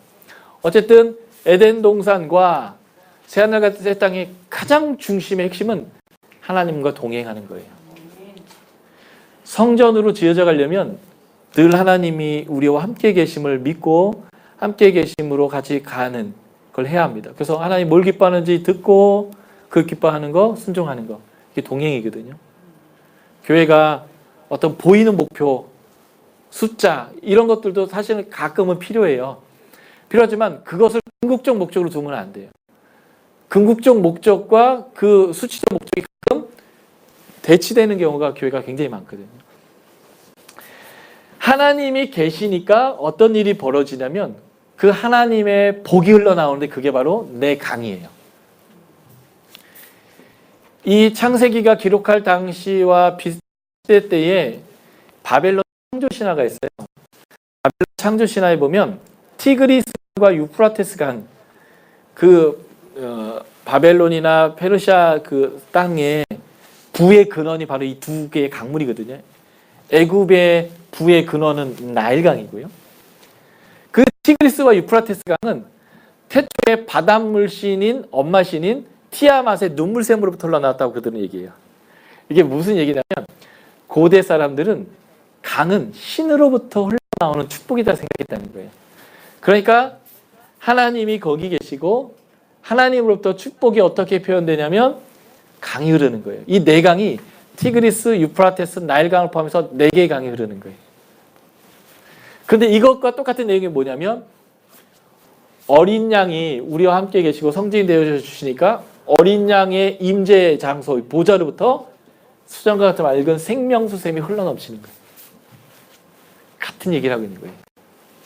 다시 말해서 주님이 우리 가운데 임재하여 주신다면 우리는 하나님의 생명수 생물을 흘러 경험하게 된다는 거예요. 그래서 요한복음에서는 이걸 이렇게 표현했어요. 내 배에서 생수가 솟는다. 근데 이것을 요한복음 그 부문에서 이렇게 표현했어요. 성령님이다. 우리가 성령의 전이 되고 성령님이 우리와 함께 동행하시고 우리 안에서 그 깊은 샘처럼 그분이 우리 가운데서 계속 생명을 흘려보내 주신다면 그게 영생이고 그게 바로 복이에요. 그게 바로 하나님 나라의 백성이 누리는 축복인 것이죠. 그래서 강이 흐르니까 주변에 생명나무가 흐르겠죠. 이게 생기겠죠. 강이 흐르니까 생명나무 열매가 맺히는 거예요. 강 좌우편에. 그리고 거기에는 정금과 호마노가 있는 것처럼 하나님의 도성이 완전히 황금과 보석과 진주문으로 되어 있습니다.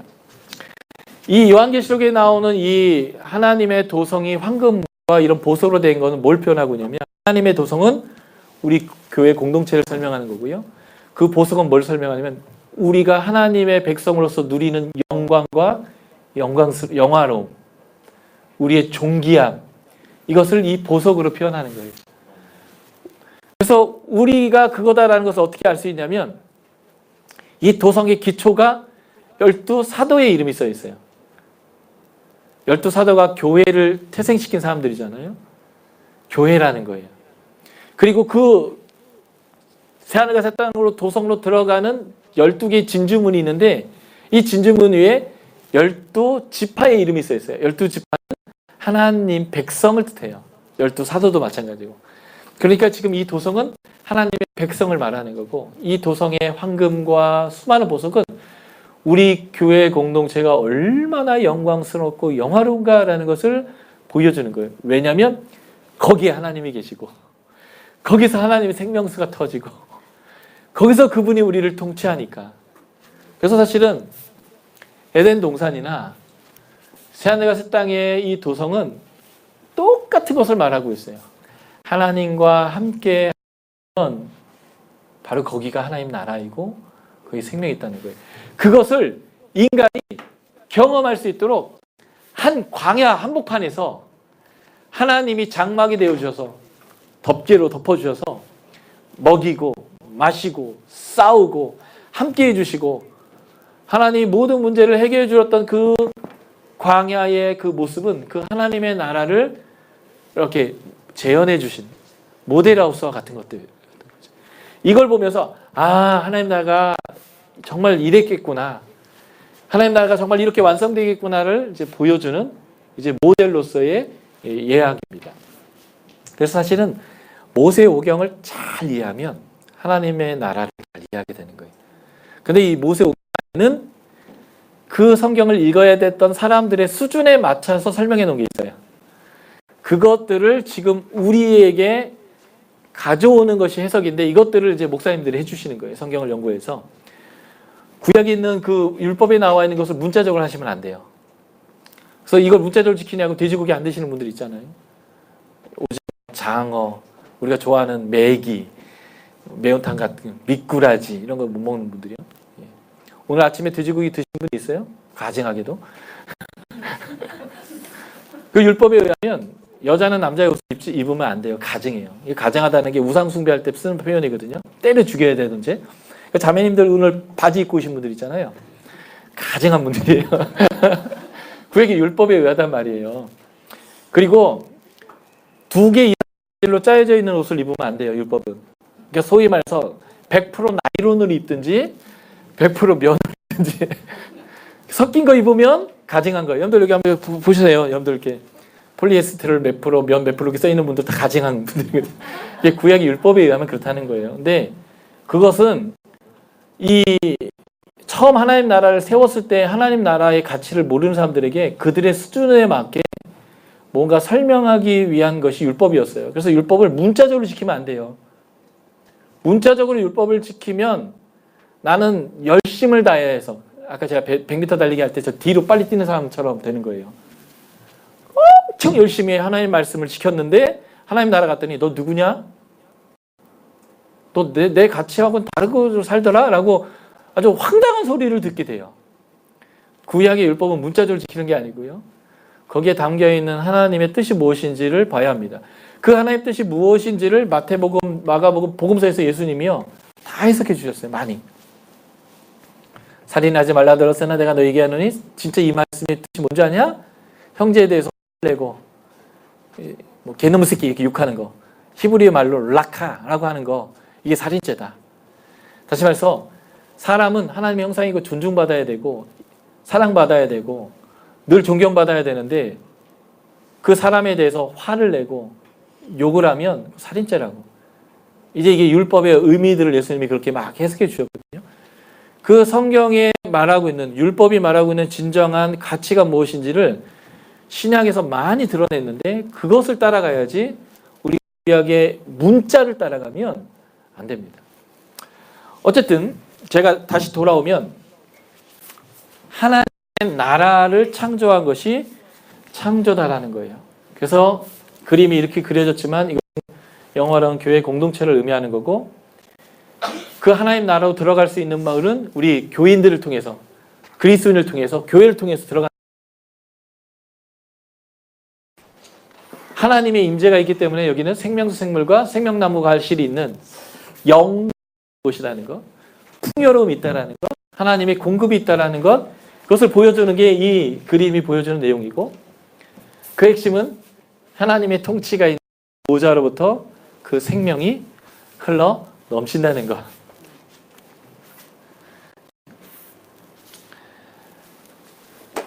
자, 그래서 제가 점심 먹기 전에 창세기 1장에 나오는 창조 얘기를 통해서 하나님의 나라가 무엇인지를 좀 나누려고 해요. 그리고 점심 먹고는 에베소서를 통해서 그 하나님의 나라 백성의 가치와 성품과 방향, 그 추구해야 되는 것이 무엇인지를 좀 이제 나누는 형태로 나아가도록 하겠습니다. 자, 창세기 1장을 보면 창조를 이렇게 설명하고 있습니다. 창세기 1장 1절, 태초에 하나님이 천지를 창조하셨다. 그런데 하나님이 창조하신 창조를 설명할 때 사실 이 물고기 그림은 큰 의미가 없어요. 그냥 여러분들 기억하기 좋게 한 건데, 이 상태에서 이 상태로 바꿔놓는 것이 하나님 나라의 창조 얘기가 보여주는 내용입니다. 이 상태가 뭐냐? 창세기 1장 2절인데 이건 자연과학적 설명이 아니라 지금으로부터 3,500년 전에 저쪽 중동에 살고 있는 사람들의 수준에 맞춰서 설명하는 건데, 지금으로부터 2000년 전에 우리나라의 신라의 왕께서는 아래서 태어나셨어요. 아시죠? 박혁거세님께서 2000년 전에 아래서 이렇게 태어나셨는데, 그때로부터 1500년 더 거슬러 가야 이 창세기를 읽는 사람들의 시대예요. 고조선 시대. 조금 비약을 하자면 그 여곰이, 암컷곰이 마늘과 쑥을 자시고 잘 버텨서 사람이 되던 시절, 그 시절과 비슷한 시절대에 이쪽 중동에 살고 있었던 사람들에게 하나님의 창조하신 창조는 뭐냐를 설명하는 거였기 때문에 지금 21세기의 과학, 물리학, 전체 우주 이런 입장에서 설명하는 게 아니고요. 창조의 기능을 설명해요. 창조란 무언가. 창조란 뭐냐? 근데 그 기능이 뭐냐면 창조는 하나님의 나라를 세운 거다라는 거예요. 그래서 하나님의 통치가 없었을 때를 신학적으로 세 단어로 설명했습니다. 그게 뭐냐면 혼돈, 두 번째가 공허, 세 번째가 흑암이에요. 혼돈이라는 말은 터후라는 히브리어인데 formless예요. 형태가 없다. 그 어떤 형태도 없는 상태였고, 공허라는 것은 뭐 험하다 이런 뜻이 아니고요. 안에 아무것도 들어있지 않다. 보후라는 히브리어예요. 형태도 없고 안에 들어있는 것도 없고 오직 깜깜하기만 했습니다. 이건 신학적 용어예요. 나중에 하나님이 이 가나안 땅에 이스라엘 백성을 집어넣었을 때 그들에게는 하나님의 율법이라는 질서와 형태가 있었어요.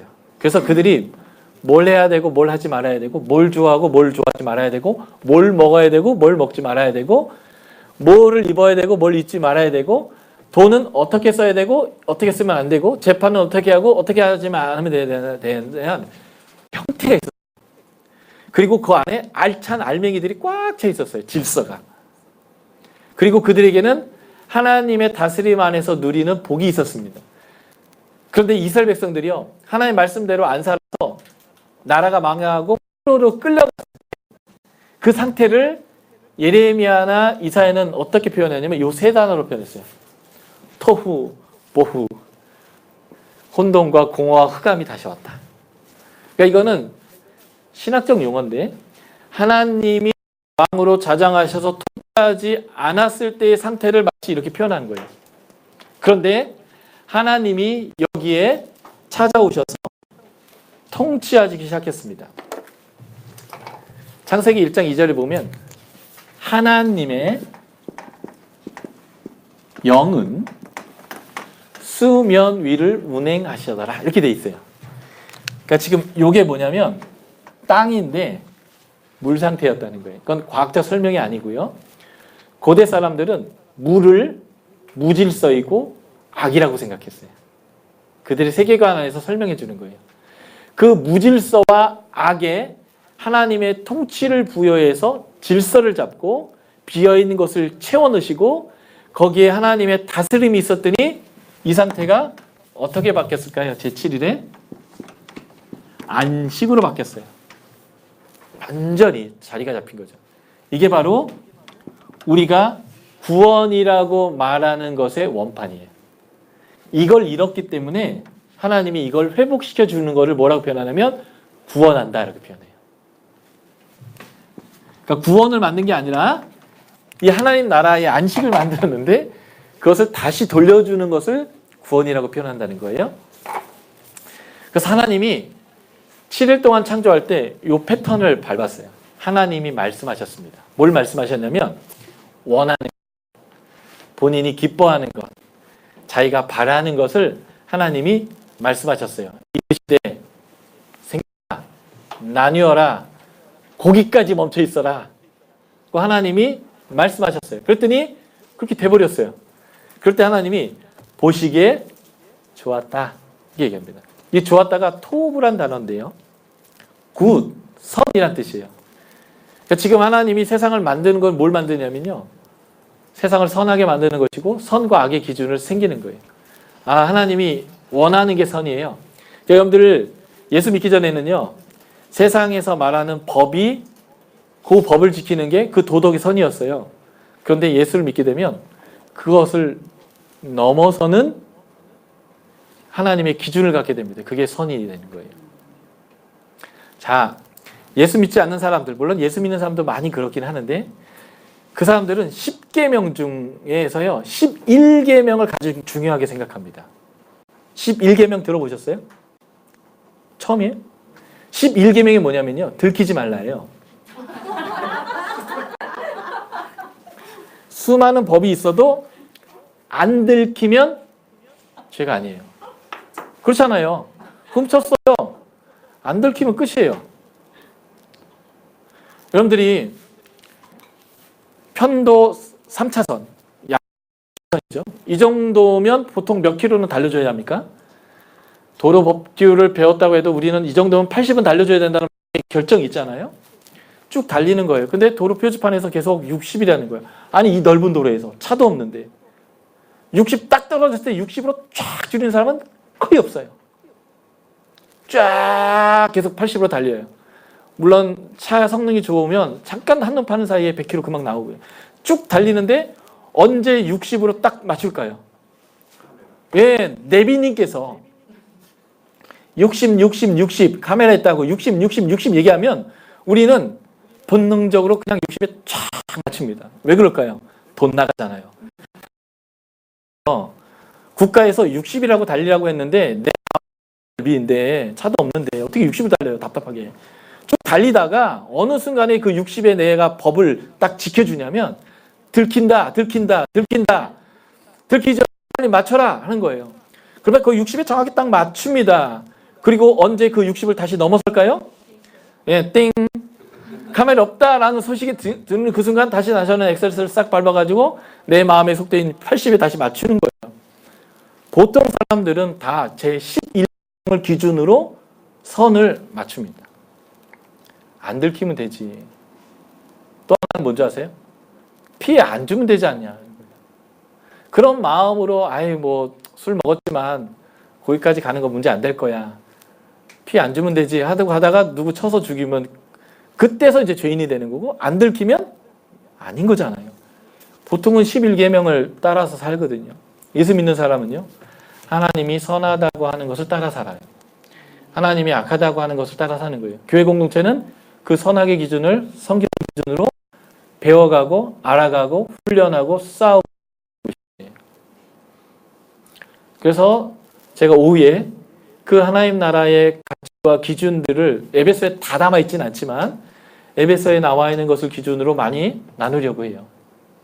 11계명을 따라 살던 것 하나님의 가치에 따라 누가 보든 보지 않든 왜냐하면 하나님은 우리와 함께 동행하시는 지금도 언제나 제가 아는 찬양 중에 가장 그 어려운 찬양이 있어요. 그게 뭐냐면 그 유명한 아닌데 어느 분이 이렇게 앨범 하나 주면 들으라고 했는데 그 앨범의 내용에 보면 이런 첫 번째 곡이에요. 그 곡 중에 이런 노래가 있어요. 아무도 보지 않는 곳에서 유일하게 나를 보는 시선. 스토크잖아요. 근데 이게 주님이란 가사거든요. 아무도 보지 않는 곳에서 유일하게 날 바라보는 시선. 빰! 이렇게 되는 노래인데 하나님은요. 나를 늘 보고 계세요. 왜 보고 계시지 않으세요? 언제 위반하냐를 딱 체크해가지고 그때 팍 치려고 하는 게 아니라 내가 언제 도와줘야 되나? 어떻게 도와줘야 되나? 제가 이렇게 신음하고 있는데 내가 말하지 않아도 신음소리만으로 해주시기 위해서 하나님은 우리를 보고 계신다고요.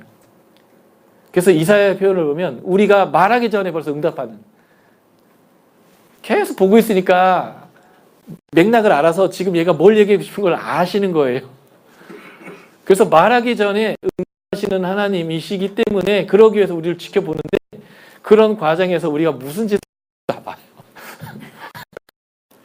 확 죽여버리고 싶고 때리고 싶고 화내고 싶지만 하나님은 계속 누그러뜨리면서 계속 우리를 바라보시고 용납하시면서 우리가 어떻게 도움을 하나님께 받아야 되고 도와주시려고 보고 계시거든요. 그래서 우리는 예수를 믿는다라는 것은 11계명을 지키는 데서 코람데오라고 우리가 늘 알잖아요. 하나님 임재 앞에서 하나님과 함께 하는 것을 배우는 것이 예수 믿는 거예요. 하나님의 우리의 선의 기준으로 갖는 것.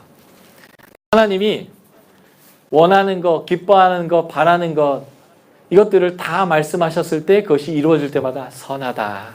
선하다. 아주 선하다. 사람 만들어 놓고 그냥 심히 선하다. 무식에 선해요. 그런 거 있잖아요. 어느 집에서 아들, 딸 시집 보냈더니 애를 하나 나가고 왔어요. 막 요만한 거를.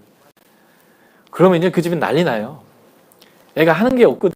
똥 싸고 울고 뭐 이런 거밖에 없는데 손 엄청 해요.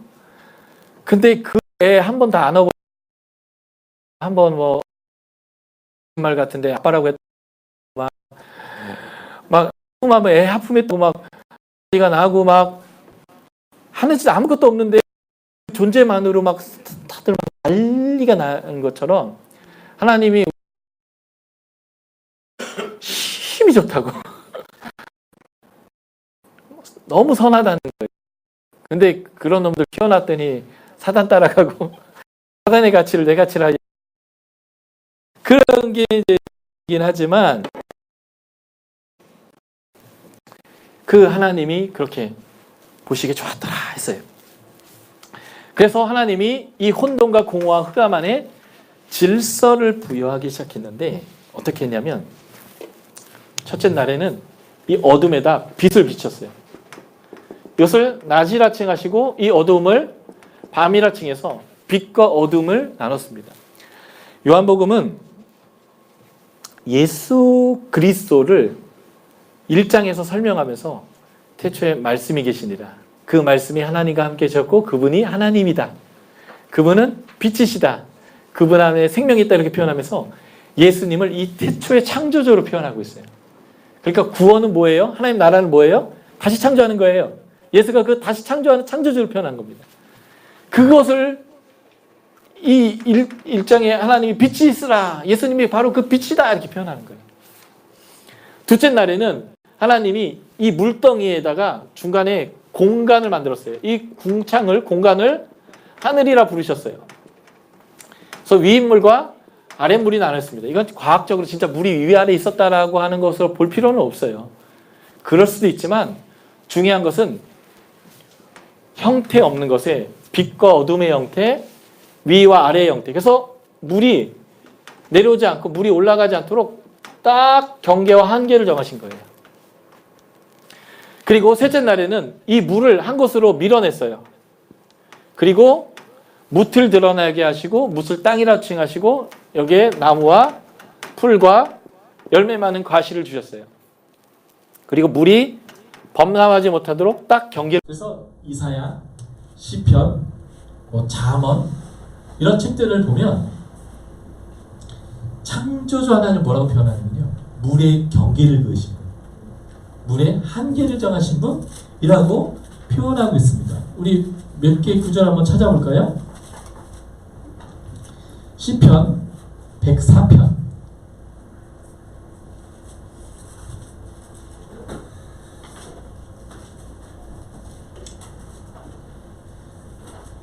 시편 104편 9절 같이 한번 읽어볼까요?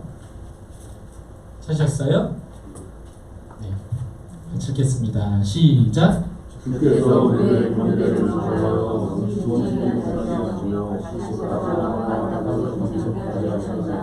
아멘. 욥기서도 한 번만 더 읽어볼게요. 욥기서 38장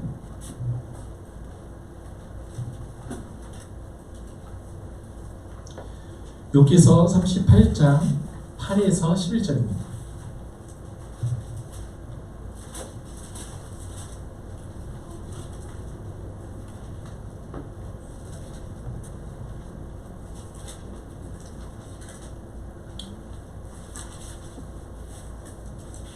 같이 읽겠습니다. 욥기서 38장 8에서 11절 시작. 바다가 못해서 터져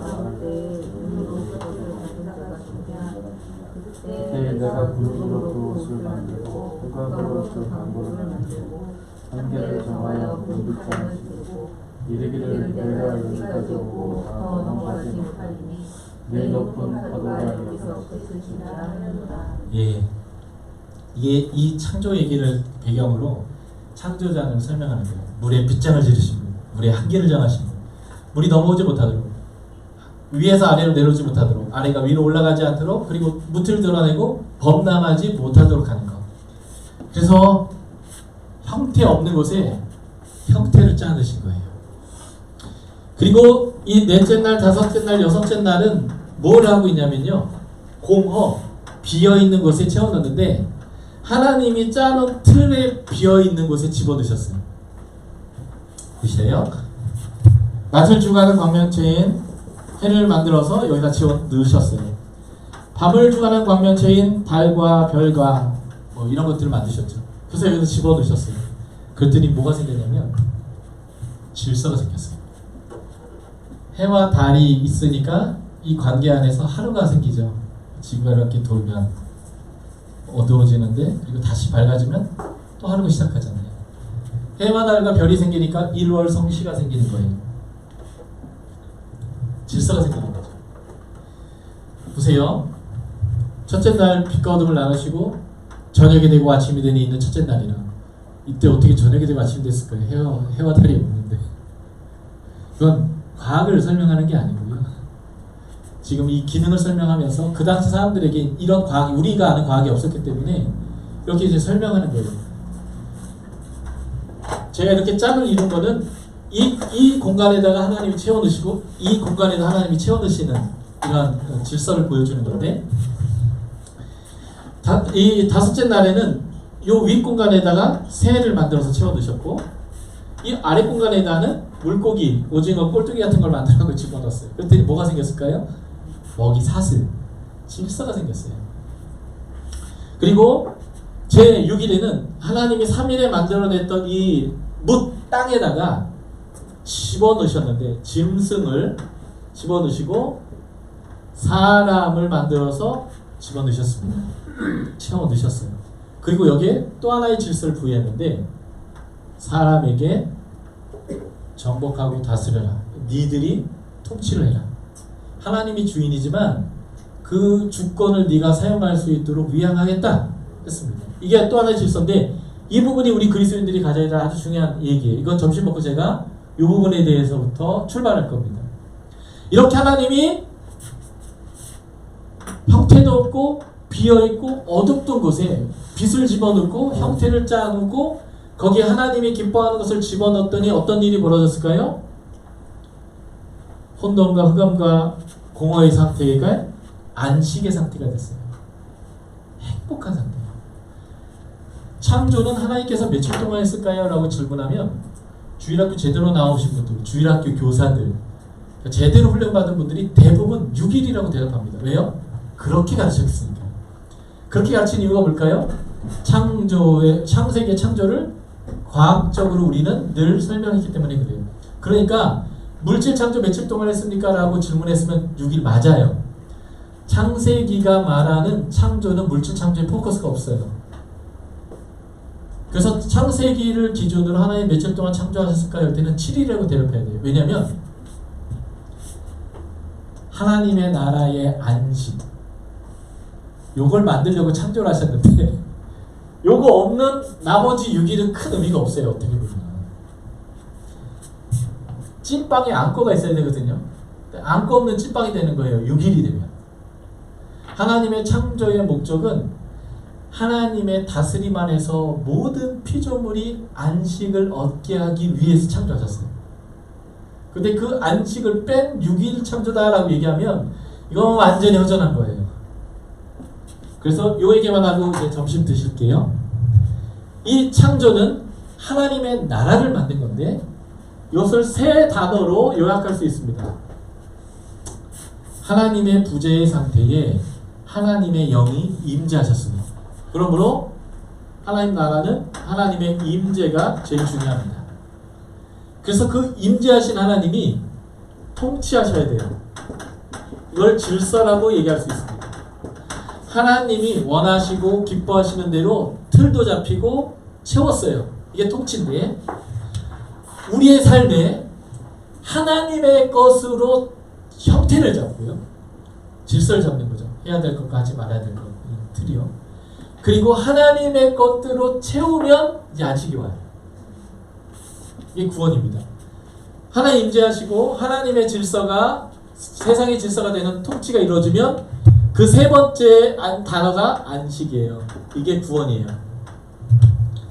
하나님은 요걸 만드신 거예요. 실제로 물질을 만드셨는데 창세기를 모세를 통해서 하나님이 창세기의 창조를 얘기했을 때는 물질 창조를 설명하고 싶은데 포커스가 있는 게 아니라 이 창조의 기능, 창조란 뭐냐? 하나님의 나라를 만든 거다 라는 거예요. 그래서 이 자연 만물이 뭔지 아세요? 하나님이 좌정하시는 보좌예요. 이사야서 66장 1절을 보면 하늘이 내 보좌고 땅이 내 발등상이, 다시 말해서 내 발을 놓는 대니 무슨 성전이 필요하냐.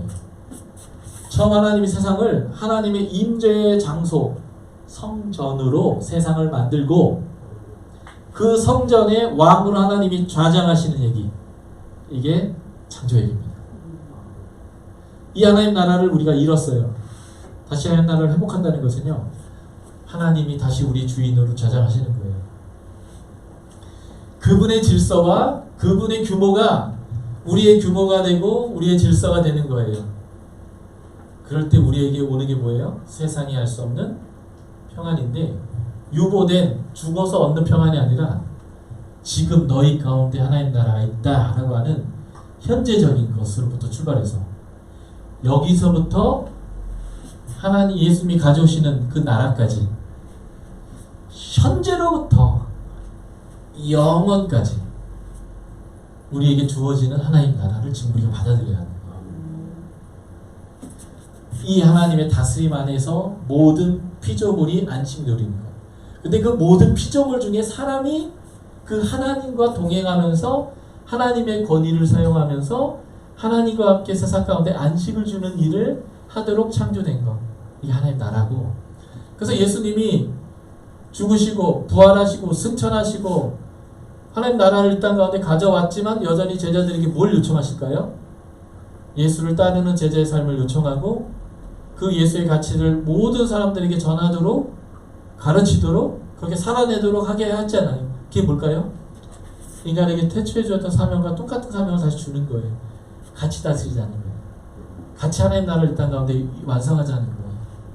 같이 가자는 거예요. 그러니까 여러분들에게 사명을 주는 건 부려먹는 게 아니고 특권을 주는 거예요. 여러분들을 노동 착취하려고 하는 게 아니고 여러분들의 처음 만들어졌던, 창조되었던 여러분들의 그 본래적 디자인으로 다시 초청받는 거예요. 그게 바로 믿음을 갖고 제자가 되는 것이다 라는 것이죠. 제가 요 사람 창조 얘기로부터 조금 출발해서 에베소로 넘어가는 것들을 오후에 함께 해보도록 하겠습니다. 수고하셨습니다.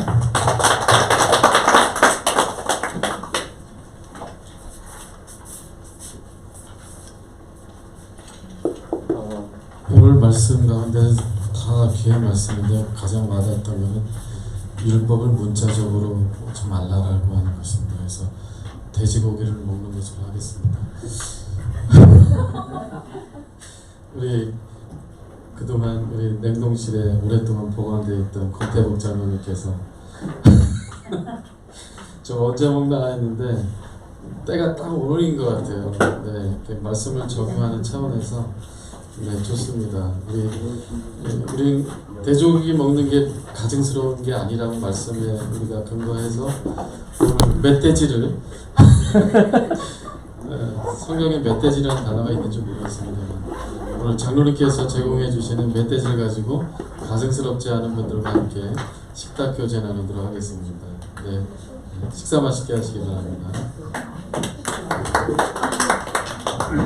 아니 신약 시대에는 그게 다 깨졌잖아요.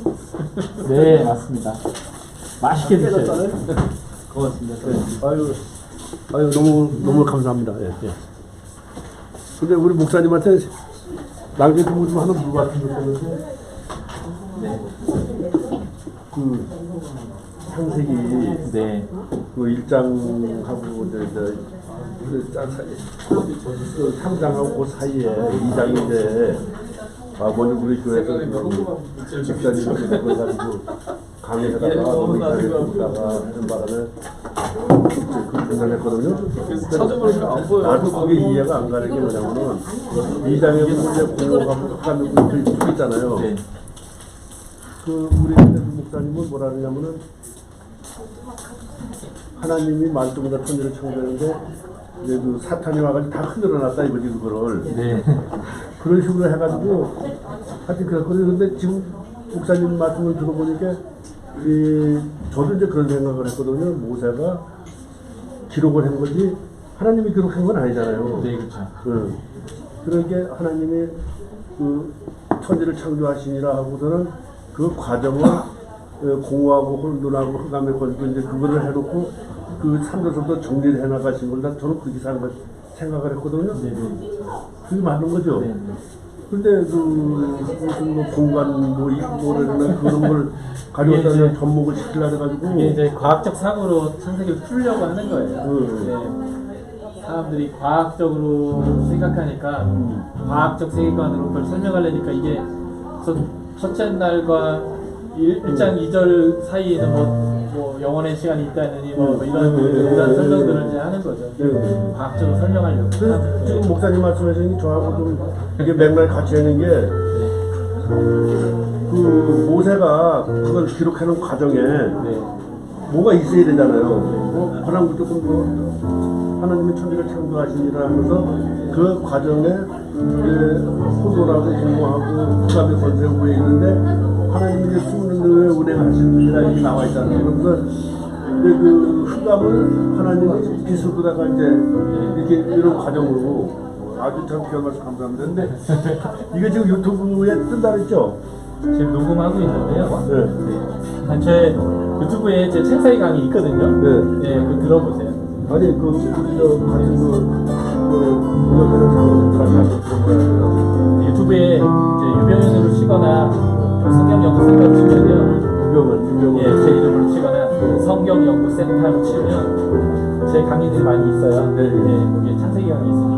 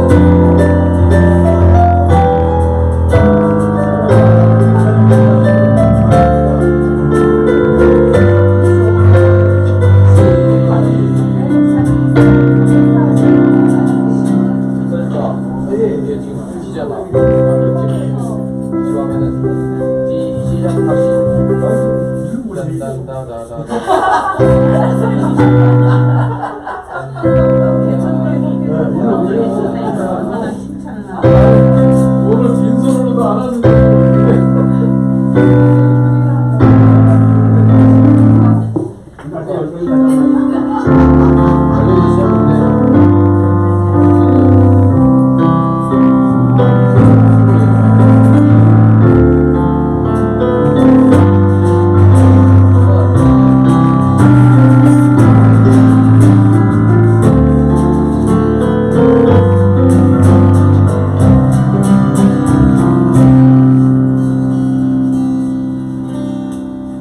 아니 그 교회 행사를 치르고 나니까 헤어스타일들이 다 바뀌셨네. 사모님을 비롯해서 우리 장모님, 우리 이정희 집사님. 아, 그 약국을 하는 거 하는데. 그러니까요.